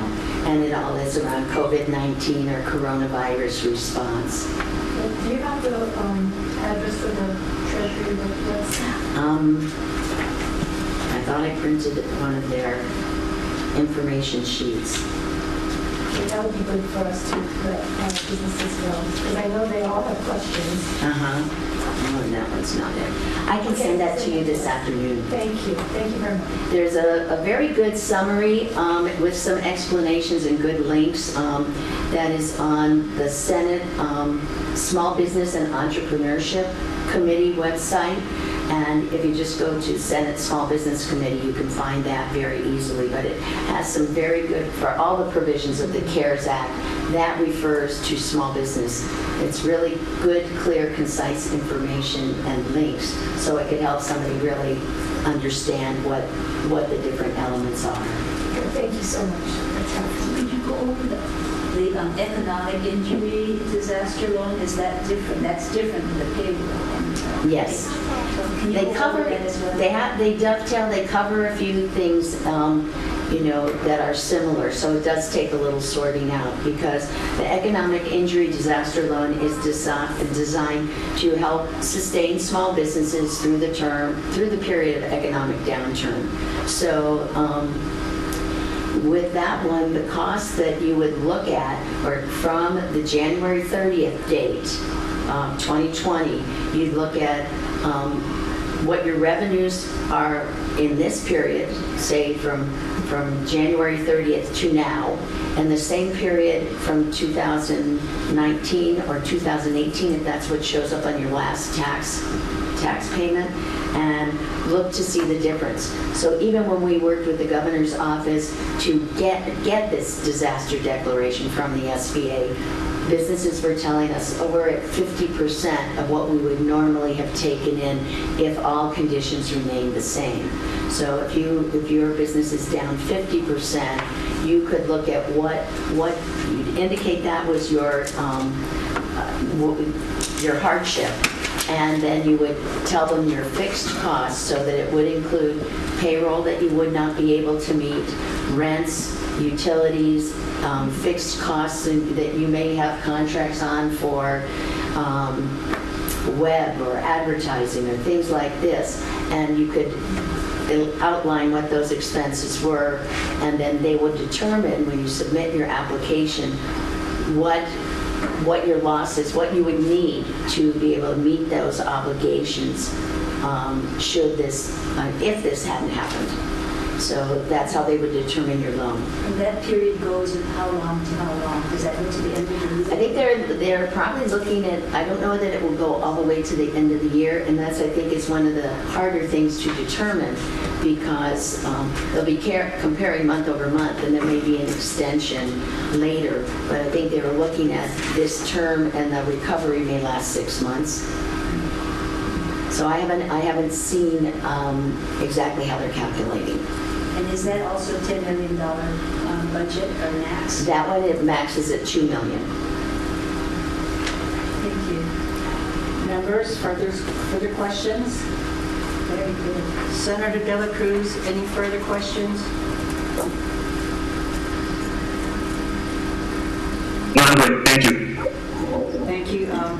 I just wanted to follow up with a comment. You said that there is only a certain pot of money, and I have a little bit of concerns because Hawai'i's at the tail end Yes. of the coronavirus. So many of our businesses may not be experiencing all of that just yet. So yeah, we have a great concern for that, and I think that is happening across the nation, because we have no idea what the duration might be, when it might repeat, or the severity that we could be seeing in different communities. So I think that there is a lot of concern across the country with our leaders. So typically, in the situation where even in a regular year the SBA might run out of our lending authority, we appeal to Congress to increase our limit, or award more funds to certain features or of a loan program, or to make a higher appropriation. So I think that we'll all be watching to see how that might kind of play out, and if we will need to tap into some of the other funds. This is what out of the huge package, what they've allowed or funded for the SBA, and there were other appropriations where we also may be able to move or reallocate dollars, and that's what we'll be watching to see how this, as we're watching all these unknown trends across the country, this is another one that we'll be keeping an eye on. thank you for that. I think, do you recommend, though, that the small businesses start their application process now, even though they don't fully know the extent of what they're going to be asking for? Yes. Can it be revised as they go? Yes. Okay. Yes, I think my recommendation is to look at the website, get the information, collect documents you might need to help you submit the application. And I do recommend getting in queue as soon as you can. As I said, there's no obligation to take the loan. There's no cost to apply. All of these programs, should you take a loan and find out you don't need it, there's no prepayment penalty. And with the likelihood that a portion of the loans will be forgiven if you use the loan proceeds. Well, you can't go to Vegas, so you might as well put the money where you said it was going. And so we expect that people will take care of their employees, take care of their overhead. And this fits together with a number of different programs that are being offered for homeowners and renters who are employees that are suffering already. So all of these things kind of fit together to make something work for the majority of the people, and particularly for... It's only for 8 weeks, so I think... So that recovery money, yeah. What's going to be for 8 weeks, so... And then you have a longer period of time and low interest to pay it back. So So when is that 8-week date? It starts at the time they... I think I think they would determine the 8-week benefit period. So based on the start date of the incident, which is considered to be January 30th, and for the other thing is that the PPP loan, the applications are open till June 30th. For the economic injury disaster loan, they're open for a longer period of time, so people who do wait to determine what their impacts were, they still have time to apply. Like maybe someone's saying, oh, I'm not feeling it so much right now, and I may not, but if this economic downturn is extended, they may feel it later in the year and decide, yes, I should apply. But there still is a certain amount of money in the pot. Yeah, and so we don't. I would expect that money will expire, but I don't know. I know that's another unknown variable. Thank you. Senator Moriwaki. Thank you. Just one follow-on to that. It is a set pot. I was just wondering, is it allocated by state or just first come, first serve? Actually, it's pretty much first come, first serve.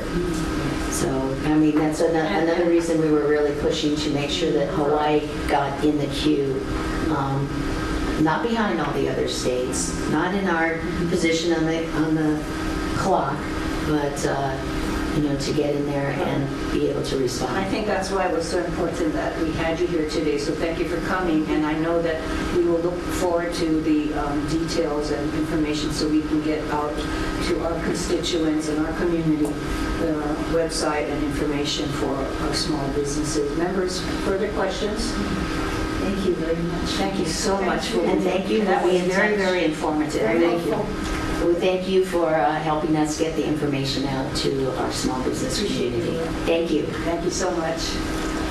Just for the information of the public, I also just got a text saying that the Chamber of Commerce can also give information, small business information to small businesses. Again, the Chambers of Commerce have been wonderful in communicating with their clients and helping us reach all the neighbor islands. The trade and business organizations as well, the Hawaii Restaurant Association, the farmer food manufacturers, all of them. Thank you. Thank you. Thank you. Thank you very much. Thank you. Short recess.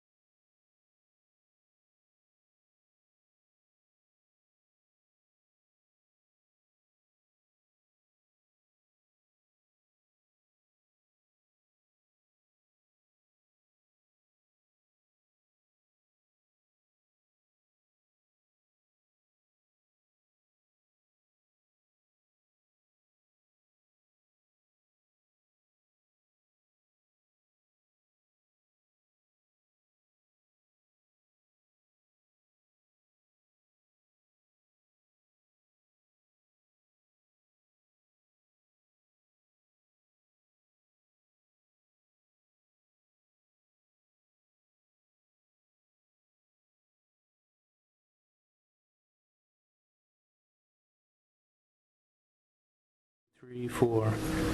Testing.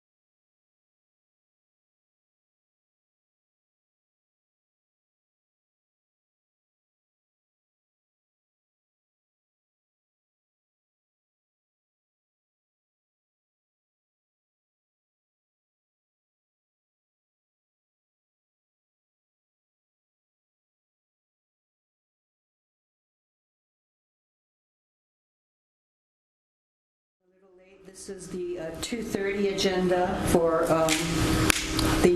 Senate Committee, Special Committee on the COVID-19. We have with us now Director Riker Wada of Department of Human Resources Development. Riker, are you with us? I am, Senator. Thank you for having me. Thank you so much for being with us today. Would you like to open with a statement, please? Sure. I'm not exactly sure what our role in this particular committee is going to be, but DHERD continues to work with the rest of the executive branch departments as well as our other jurisdictions, including the counties, the university, the Department of Education, Hawai'i Health Systems Corporation, and the judiciary in terms of trying to formulate sound HR policies and practices specifically relating to COVID-19. We continue to put out updated guidance as needed and as sometimes things change from day to day or hour to hour.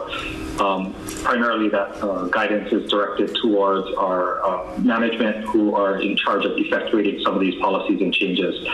And we continue to do so. I think we all recognize that we will be doing this probably at least for the near foreseeable future. But with that, I'd be happy to answer any questions that you all have. Thank you. Senators, any questions for Mr. Wada? I'll start. Senator Moriwaki. Hi, Riker. Hope you're okay there. You too, you as well. I have some questions just in terms of our use of our employees, essential workers versus non-essential workers, and if you can give us a rundown of how that's going within the state, because I see, for example, Department of Labor and Industrial Relations needing help on their call centers and other activities in the department, and there may be shifting within departments or across departments, and has that been worked out in terms of, I guess it's repurposing employees and also the social distancing to ensure that we keep our employees safe? So in terms of, well, let me take a step back and we'll look at the bigger picture. So state departments have been directed to establish 3 different buckets or groups of employees. The first is essential workers, and that essential worker tag is slightly different from its historical definition. And historically, essential or critical was more based on, for instance, an immediate emergency like a hurricane or a tsunami, where certain types of workers were required to make sure that the state would be able to run in case of this type of emergency. The same concept is basically in place for essential workers, but there are a bigger scope of services that need to be running, and one that you, of course, mentioned is unemployment insurance, where this is a critical need for the state of Hawaii right now. And so some of those staff who in a hurricane might not be essential are still considered essential to continue to keep government running, to keep supporting the community and the state at large. So that's the first bucket, essential workers. There's a second group who are considered non-essential, but who are able to telework. And that group has then been instructed to take their work home and work from home or work from a remote location. And then the third group is those who are also non-essential, but their work is not conducive towards telework. And that group also is being on paid status, but they're being at home, knowing that full well, if the need arises, they could be called back to their work. In terms of social distancing, what we have also directed all of our departments to do is that even if someone is essential and they have to come into a work site, that they should still be respecting the same directive from the Department of Health with regards to the at least 6 feet distance. I can tell you within DHERD ourselves, there are situations where we do have to meet in person or we have to meet as a group, and in those situations we're limiting them to less than 10, and we are also trying to effectuate the 6 feet or more distance on those discussions. A lot of our work has shifted in terms of those meetings. We are now using technology to try and effectuate those meetings. It has worked pretty well, but I think this is really a full reimagining of work that the entire state, the entire nation, maybe the entire world is looking at right now. In terms of the repositioning, or we've been using the term redeployment of staff. That is something that is subject to Chapter 89.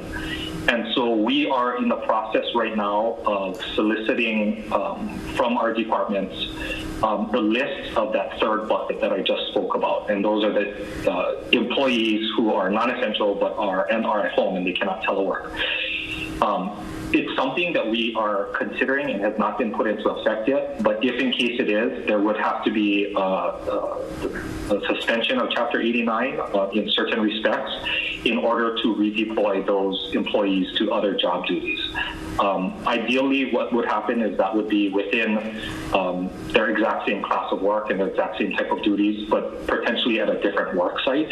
Again, using your example, unemployment insurance, and we are working on that as we speak.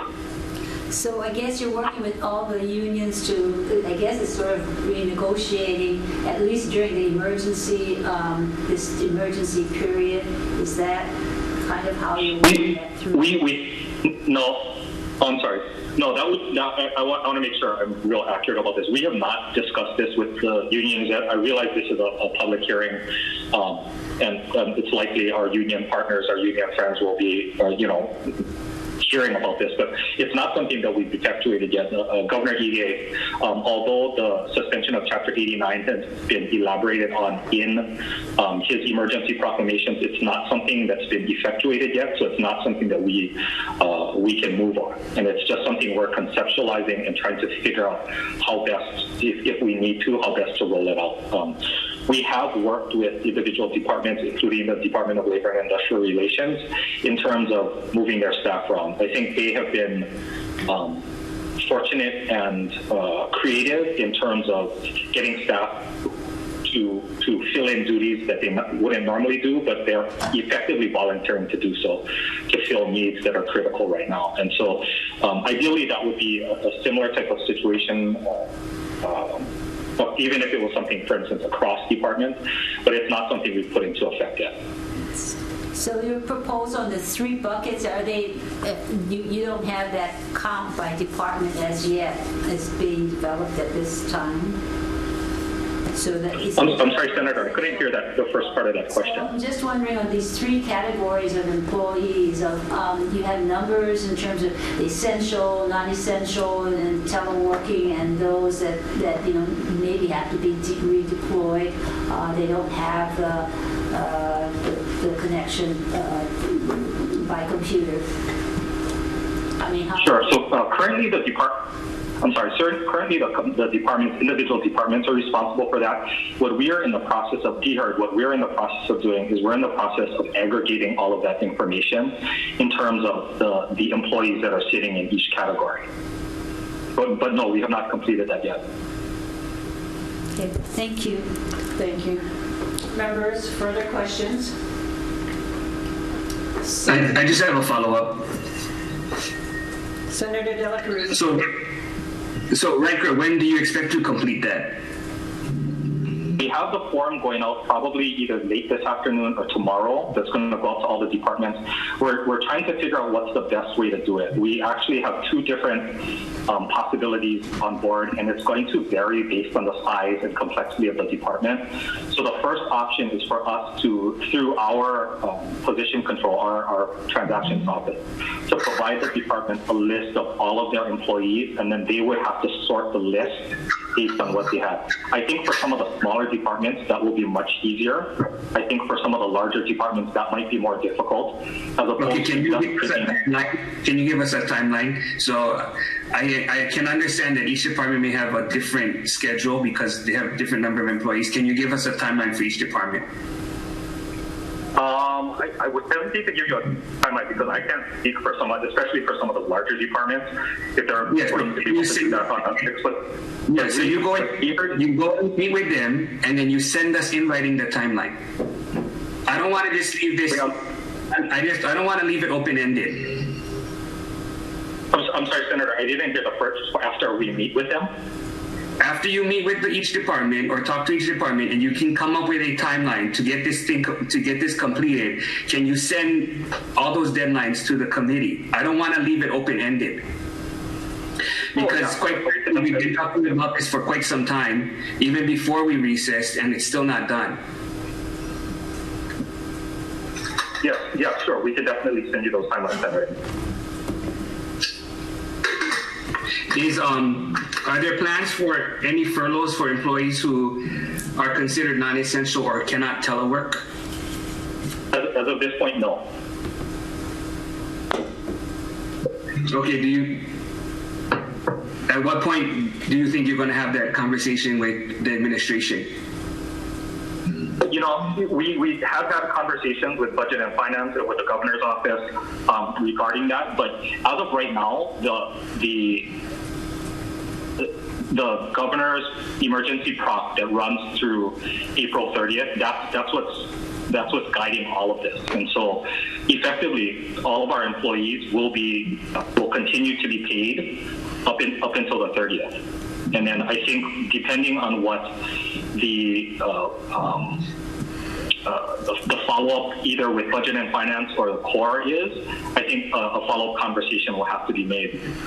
But again, that's a little, I wouldn't want to speak to that. That's a little outside of our wheelhouse. I mean, effectively, if there were any type of furloughs or reductions in force or anything like that, it would be coming from Budget and Finance. Okay, I was just saying that before they go there, they're going to look at where we need the help. Because there seems to be some departments, as Senator Moriwaki stated, like Department of Labor, and now we just heard DBED saying that they need some assistance to get and through some of the work that they have, that they're assigned or need to get completed to deal with the COVID response. Oh, sure. Yeah, sure. That's entirely accurate. Did the governor's proclamation suspend any collective bargaining and civil service laws? What the governor's emergency procs all do is they reference suspension of Chapter 89, which is collective bargaining and civil service, but it hasn't been put into effect. It's basically just the proclamation, and this is again my understanding, just my layperson understanding from talking to our EGs about this, but the proclamation basically allows for the suspension of it at any time after the proclamation, while the proclamation is in effect. The governor as executive, as the executive for the state of Hawaii, has not effectuated that yet. So no, I mean the short answer is no. Collective bargaining has not been suspended at this point. Okay, so he authorized himself to do it through the proclamation, but he hasn't done that. That is my understanding, correct. Okay, so based on the fact that the proclamation is only till April 30th, I think that's going back to what Senator Moriwaki was asking, and what I'm asking for is a timeline, because if it gets to the point where these things are not completed by April 30th, which seems to be the track record of the department, then it's an awkward situation. Sure. It's almost like you're waiting it out so you don't have to do it. That's how it comes across. And I don't think that's your intention, but that's where we got to get specific deadlines. Sure, Senator, I'm sorry. I don't think I understand. Waiting it out to not do what? To not do what you described you need to do with the departments. To get essential, non-essential, who's going to work from home, all of these things. Okay, yeah, I would say that I can see your view or perspective on that. But what I can assure you is that's entirely not the case. We have been working on this diligently since COVID has taken off. Okay, thank you. Director Wada, my question is not actually it's a comment. So the information that you'll be able to assess from the those employees that are teleworking or working at home now, I think part of of any assessments that you are going to be able to make will also be helpful for us as we move into the future and look at how we can have the opportunity to continue doing some of the teleworking and opportunities for the employees, not just to relieve the traffic conditions, but to also look at how we're concerned about other issues like climate changes and getting cars off the road, etc. But also to look at how we can better serve the public for those positions that have direct dealings with the public or indirect dealings with the public. And I think this is an opportunity to take advantage of that information and assessments that you're going to do. Senator Moriwaki. Just to add to that, Riker, when you do these assessments to see what exactly the employees in that non-essential, not teleworking group is, so that we could look at that, and also asking the department, as in unemployment insurance or DBED, what are their needs, and if they have needs for staff, to be able to have that information. So as you go from department to department and collect this information on those who aren't doing anything at home, that you're able to provide that information to departments to discuss reassignment and redeployment to other agencies during this period. And that seems to be information that needs to be done sooner than later. Thank you. So, Senators, I agree with both of you. Senator Moriwaki, for your point first, I think that's entirely accurate. I think this is the first step. Getting this information from the departments has a potential corollary benefit, and we're not entirely sure if that's going to be if it's actually going to be doable or not.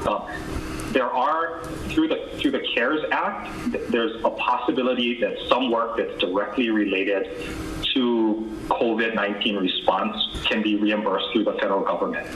And so in this situation, there's an off, and I'm not going to say good, but there's an off chance that by being able to track some of these employees' times that have been redeployed, it's possible that it's recompensable. So I think there's a lot of benefits to getting this information, and again, I can just reassure this committee that we are continuing to work on it. For the previous comment, and I believe was that Senator Kidani? Yes. Okay, Senator Kidan, I agree with you 100%. In terms of being an optimist, I can tell you that however horrible and how much suffering COVID-19 is causing to our individuals, our people, and the state of Hawaii, I can tell you that there are going to be benefits to this. For the state of Hawaii workforce, this is going to completely re-engineer and force us to reimagine how the state workforce works. I mean, I don't think we're ever going to 100% going to go back to just the status quo that existed prior to COVID-19. And so I think you're right in terms of being able to reimagine and re-engineer how our workforce works and how we serve the public. And so I think, again, if we're trying to look at silver linings, that's a huge benefit. Thank you. I'm sure there are either laws or resolutions on the book that probably dates back 20 years ago, talking about teleworking, working from home, et cetera, that we probably started and discontinued for one reason or another, and then it was not a big issue for some. But I think that will be important information for us to see, and I appreciate that this assessment will take place. Members, any further questions? I have a question. Oh, sorry, Senator Keo'o Kaloli is on the line. Go ahead, Senator. Hi, Riker. Thank you for calling in. Hello, Senator. Okay, so I think I'm not quite understanding what you're saying, because what I thought I heard you say in response to a question from Senator Dela Cruz about determining who's essential and who's not, and who can telework and who can't. I thought I heard you say that the primary kuleana for that should be budget and finance, and I'm trying to understand why it's not you. Oh, no, sir. No, Senator. The actual determination of who is essential, who falls into the three buckets, and I think that's the easiest way for me to conceptualize it. The determination for who falls into the three buckets is with the individual department that employee works for. So, for instance, Department of Labor and Industrial Relations, DLIR is the one who's determining who is going to be essential, who has to come in to continue doing work, whose jobs are eligible to, who are non-essential and can telework, and then whose jobs are non-essential and they can't telework. And so all of that would then be effectuated by the department. So ideally, and I think what most departments did when the first 15, governor's first 15 days to slow the spread of COVID-19, what most of the departments did was they immediately, and it was a Wednesday, a few Wednesdays ago, what most of the departments did was they immediately did an assessment that night, and they said, okay, this group of employees, these are our core functions, these are the things that we need to continue to support the community and the state. These people are essential. This next group are people who can do their jobs remotely, so we're going to have them do their jobs remotely. And this last group of people, they can't do their jobs remotely. So, for instance, if it was an office assistant 2 whose primary job is filing paperwork, they can't do that from home. So that's who falls into that third group. So each of the departments are the ones who are going to be determining who falls into those three buckets. What we're working on right now, what Senator De La Cruz was asking about, was in terms of, for that third bucket of people, what we're trying to do is we're trying to get an aggregate list of all state employees, executive branch employees, who fall into that third bucket.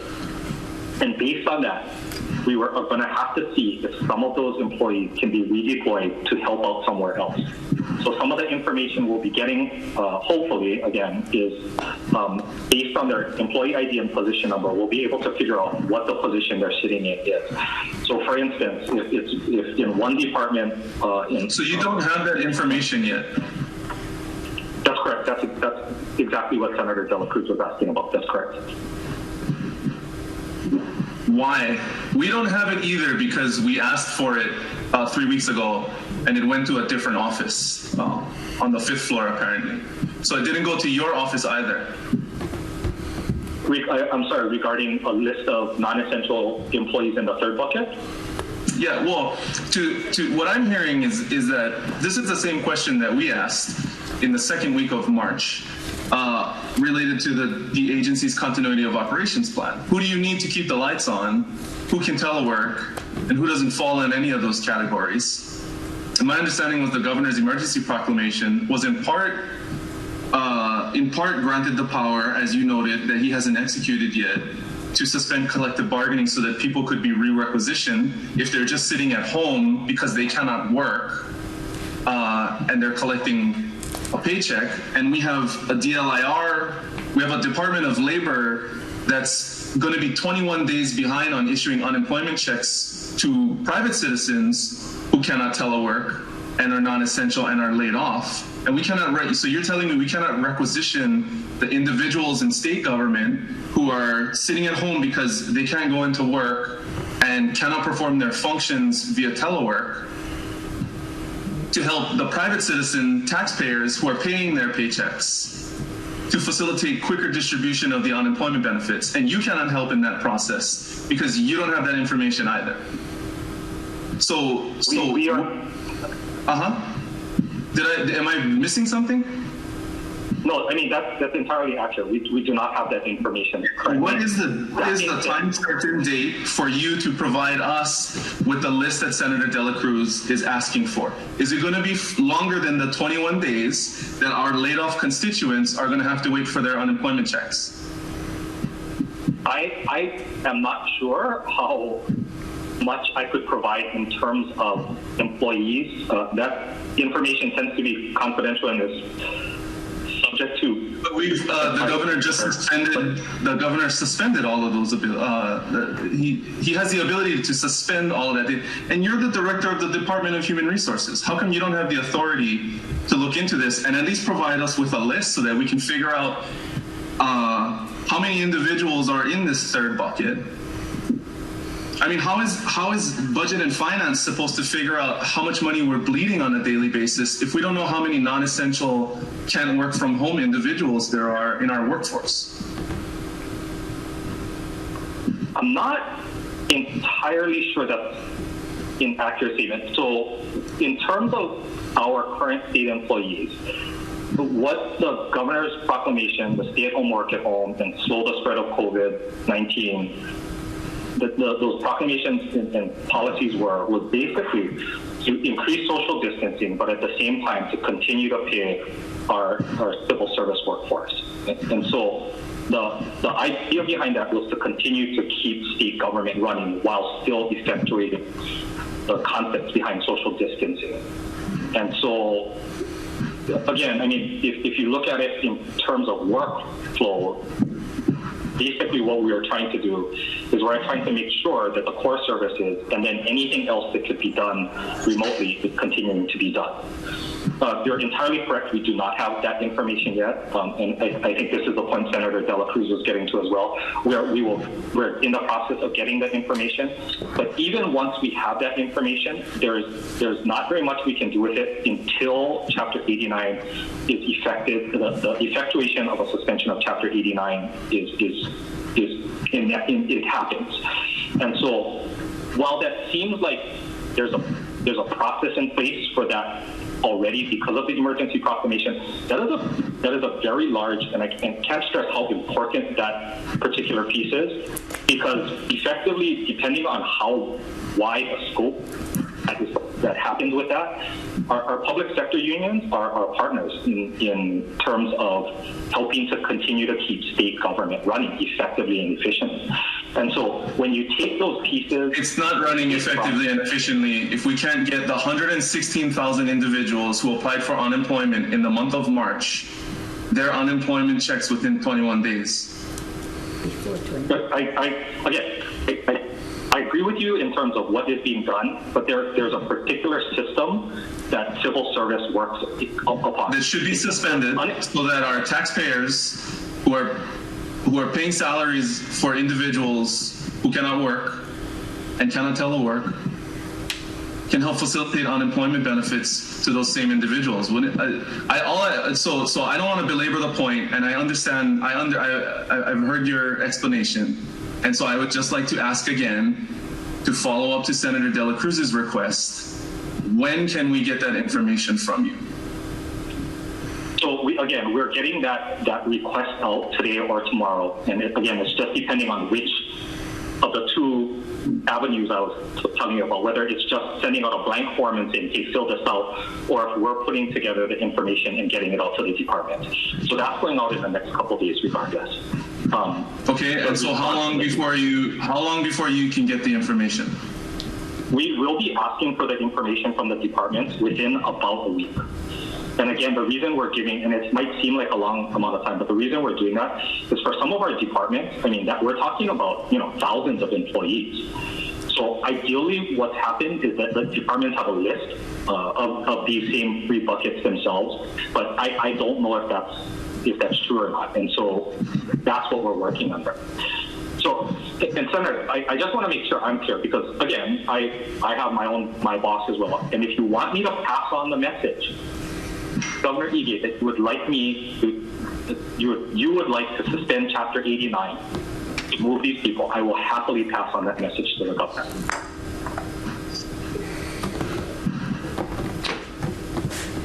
I think the message you should pass on is that I believe the DLIR needs at least 50 people to facilitate the unemployment program.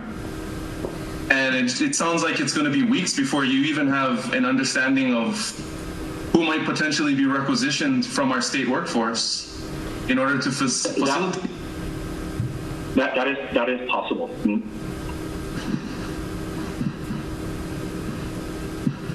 I And again, Senator, I'm not by any means an expert on unemployment or the systems that they run under, but from my conversations with Director Murakami, any system that becomes bogged down like this. This is a completely unexpected and unknown situation. So for them to get, 10 times, 20 times, 50 times the amount of claims they're normally getting, there isn't a civil service system in the world that can effectively address that immediately. It just doesn't happen. Riker, with all due respect, you don't need to defend the other agencies. They have the ability to come before the committee and do it themselves. Scott, I thought did a decent job of doing that. What I'm still not satisfied with is the fact that you can't provide us a time certain in which you'll be able to give us a list of individuals in our state workforce that fall in those different buckets, and why you haven't asked for it already, and why it's taking so long. Okay, well, again, I will pass on to this committee, first of all, a timeline and any information that I can pass on to this committee regarding this particular issue. Thank you. Thank you very much. Thank you, Senator. Thank you. Senator Moriwaki.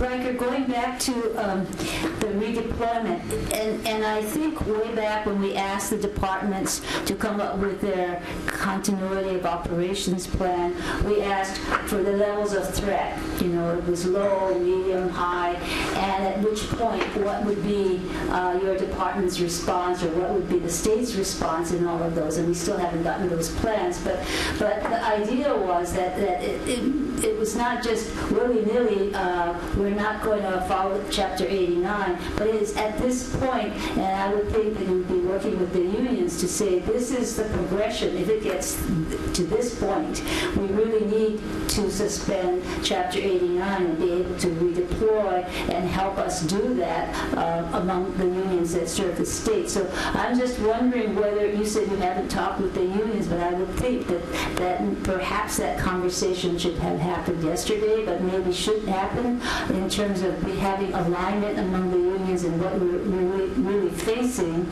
so that it would be a pathway if we needed to go there, that we know when we had to go there, and started to work like getting information on the employees and getting information on the needs of the different departments that are really frontline helping the public. So I would strongly urge that discussion happen before saying, oh, we're going to just suspend 89. Sure. Thank you, Senator. I really appreciate that. I should apologize. Maybe I misspoke earlier. So the conversation I have not had with the union is the conversation saying the governor is going to suspend portions of Chapter 89, and this is what we're going to do. That is when the first emergency proclamation came out and it referenced suspension of 89. I talked to all of the unions except for HSTA, and that's only because I had some communication problems with HSTA. But I talked to all of the unions about that particular provision and what the process might look like and what it meant. So the conversation, the unions, I can assure you, the unions are well aware that that particular provision is in the emergency proclamation. But how we move forward on it, and when I say that, it's because this isn't just because that provision is in the emergency proclamation doesn't mean it's a wholesale suspension of Chapter 89. It doesn't mean the executive branch or any of the other jurisdictions can do whatever they want outside of collective bargaining. It's the areas that would be suspended for Chapter 89 are things that would be a direct response to COVID-19. And so those are the things that we're working on now. But again, as the situation changes, those particulars change as well. And so, again, the governor has not suspended those, and that's why we have not had those conversations. The governor has not made that decision yet. So what I'm suggesting is that meeting with the unions could occur, and you could play out the various scenarios so that, in fact, when that does hit, you have a plan of action at that point. Not that we're going to necessarily go there, hopefully not have to go there, but at least so that everybody is aligned in terms of these are the kinds of actions that need to happen. So it would be helpful, I think, to meet with them beforehand to come up with these scenarios of what is, when we're moderate, when we get to high threat, this is what we're going to do. In terms of what aspects of Chapter 89 you are going to have to adjust. Sure, thank you. I appreciate that, Senator, and I agree 100%. That is something. And what I can tell you is we do continue to, we are on at least weekly, if not more, I'm contacting either through our labor relations staff or myself directly, or talking to our union partners to try and figure out how best to move this forward. We have had conferences both with our union partners and the other HR directors. I have individual calls with them as well, and I take what you say to heart. I agree 100%. Senator De La Cruz? Yeah, what I don't get, Riker, is your statement in saying you'll be happy to pass on a message to the governor from us. Why aren't you coming up with different scenarios and telling the governor, hey, when we reach this point, we have to do X, Y, and Z? Why are you waiting for us to tell you what to do to go ask the governor for some of these things? You know, we're not sure how long we're going to be in this situation. What if it is past April 30th? And you should be coming up with all those contingency plans. These are all the things we asked for before we recessed. Senator, we are. I mean, when I was asking if this committee wanted me to pass on a particular message, it was that particular message. I can assure you that our plans and in terms of our contingencies, we're working on now. But you haven't sent us anything yet. You still haven't sent us anything yet. We don't know you have a plan. You've never proved you have a plan. And I can appreciate that, Senator. That being said, my understanding is those plans were running through Incident Command and the Chief of Staff. And so no, well, she said yesterday that the departments can now send their plans directly to us. She said, okay. And if you're getting a different directive, you should let us know.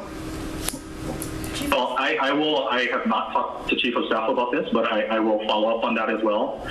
The other thing I can tell you is that all of the things that we are working on in terms of getting guidance out to our executive branches, we are sending to Senate President, Speaker of the House, and both of them. And so did you say we sent something to the Chief of Staff? I'm sorry? You're saying that you actually sent it to the Chief of Staff? We have our own continuing operations plan. We have our emergency response plan, both of which have been sent to General Hara, and I don't know if Chief of Staff got that as well. We sent you a memo back on March 11th, and we made reference to documents of how we wanted it formatted.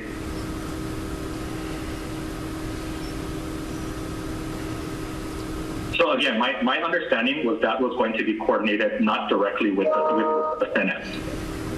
Okay, so there's no way that the Senate's going to operate where every single document that has to go to the Senate has to be filtered through the Chief of Staff or censored by the Chief of Staff. That's just unheard of, especially in these kind of times. Because then now it's becoming an excuse for stymieing and getting nothing done.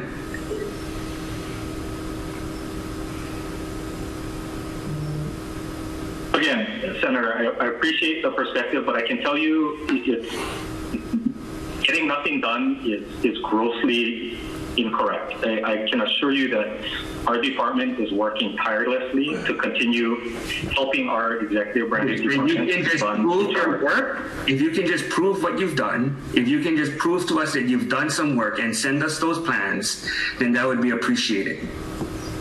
Okay. Again, Senator, I think the greatest proof of that is our guidance. You really don't have to continue, Riker. You really don't have to continue. You should just send us the documents that we're asking for. Okay, Senator. Follow-up question, Madam Chair. Senator Kim. Hi, Riker. Senator Hello, Kim. Senator. Just wanted to follow up. So you said that those plans were sent to General Hara. When was that done? I'm sorry, I heard General Hara and send something. Are you talking about our continuity of operations plan? Yeah, your plan is the one that we asked for in March, and you said you coordinated it through General Hara and the Chief of Staff. When did you submit that? So all of the, again, and I'll just speak for myself, maybe I won't speak for all the departments, but all of the departments are responsible. We are responsible for creating our own continuity of operations plans and emergency response plans. Those have all been submitted to Hawai'i Emergency Management, on a continuing basis. I think it was updated, the last time we updated it was, I want to say when Ford was Chief of Staff. And that was submitted in and around that time. So you didn't submit anything since the epidemic and the emergency proclamation? We reviewed our own continuity of operations plan, emergency response plans, and they, for DHERT, are still accurate.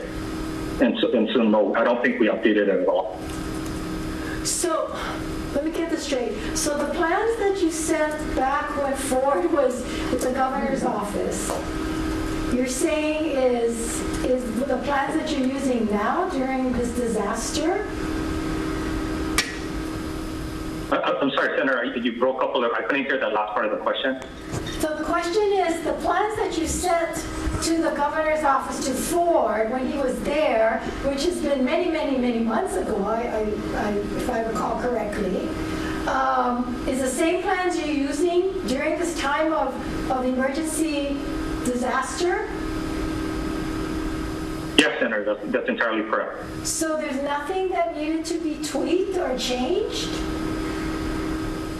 Maybe there's a miscommunication here. So what we sent and what HIEMA has is our continuity of operations and emergency response plan. So that is department specific in terms of how we continue, how DHERT continues to maintain its critical operations. And so even in a situation like this, yes, we are still continuing our emergency and critical functions. So, some of the things are actually a little different for us in terms of, again, the expansion of who is considered essential and what type of services are essential. And so we do have some staff who is coming into the office and self-distancing, social distancing themselves.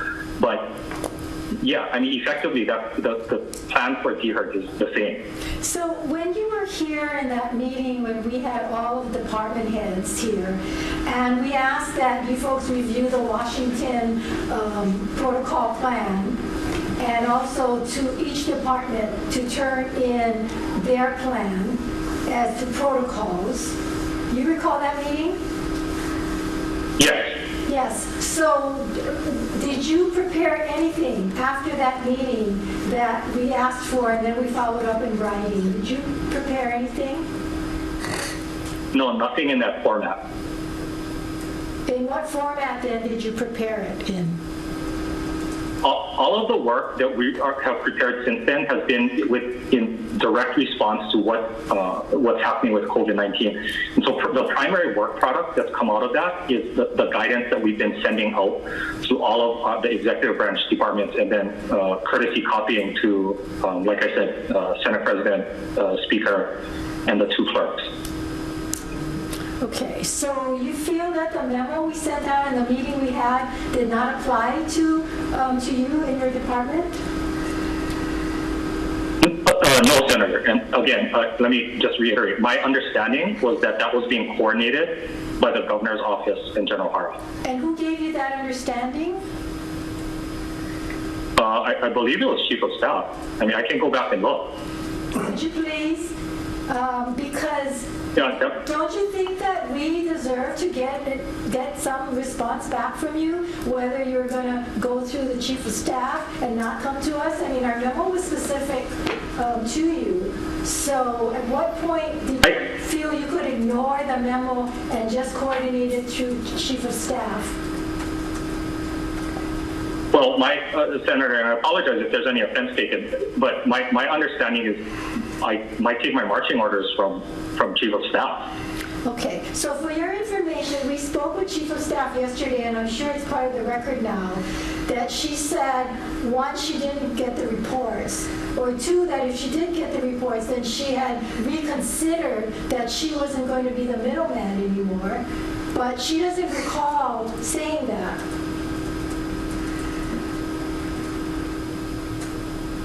Okay, so again, Senator, we can provide, and this is the same response to Senator De La Cruz. We'll provide anything that we have prepared.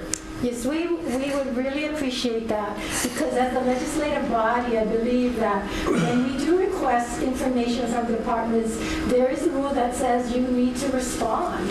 And so, you know, if you guys aren't going to do that, when it comes to your budget and we're back in session, you know, perhaps maybe you should coordinate everything to Chief of Staff and not come to us directly. Understood, Senator. Thank you. Senator Keoho Kololi. Okay, Riker, how many essential workers do you have in DHERD? We have approximately 25. Okay. How many? Our total staff is about 90, and some of that is, when we say essential, some of it is they're on a rotating basis. So they might be in the office with no one else on 2 to 3 days out of the week. Okay. Others, how many non-essential who are teleworking? The rest. How much is the rest? You have, so all the rest of our staff is non-essential who can telework. How many is that? So 65, you have 65 non-essential who can telework. Approximately. Okay, can we have 50 of them for the DLIR to facilitate the management of the unemployment claims program, so that the 116,000 people who laid off in March can get their unemployment checks quicker than 21 days? Do you need to suspend collective bargaining to 89 in order to requisition your non-essential telework force? Probably, but for us, even though we are saying they're non-essential and teleworking, they're in that second bucket. A lot of those services are still critical to the state. So, for instance, our labor relations division or our transactions division, they're all doing work that's supporting the rest. Labor relations, perfect group that I think we could consider to be requisitioned to help with the 116,000 people who filed unemployment claims in March because they were laid off. You have 65 people in your office who are non-essential but can work from home. What's it going to take to get those folks requisitioned over? Because it seems to me at this point like the DLIR unemployment program is an essential function at this point, and I don't see how that can be classified as COVID-19 related work. Is there? No, I agree. DUI is completely essential work. Okay, so when can we get those folks transferred over to supplement the DLIR unemployment program? Again, Senator, I understand what the point you're getting at, but again, our services are critical as well. If you're talking about they're non-essential. You just said 25 essential. We are working on them as non-essential teleworking, but again, the services that they're providing are critical, Senator. Are not essential. So critical is more important than essential? The terms are actually interchangeable, Senator. It really depends. Essential, actually, the term itself came from Detroit, and so. Why don't you send why don't you send us the list of the 65 non-essential workers and what exactly are they doing at home, 8 hours, essentially? What are they doing? Can you send that to us, then we can determine that? Because I'm sure there are a bunch of them that could be sent over to DLIR, maybe not all of them and maybe not 50, but certainly you could send, I'm sure there's some, because, you know, while our staffs are also doing work at home, I mean, they have some time left over. Okay, Senators. Can we get that as soon as, and not after that? Yeah. Thank you. Yes, I will get you the positions. Further questions, Senators? I'm sorry, I couldn't hear that. Further questions by any senators? If not, Senator De La Cruz, did you have a question?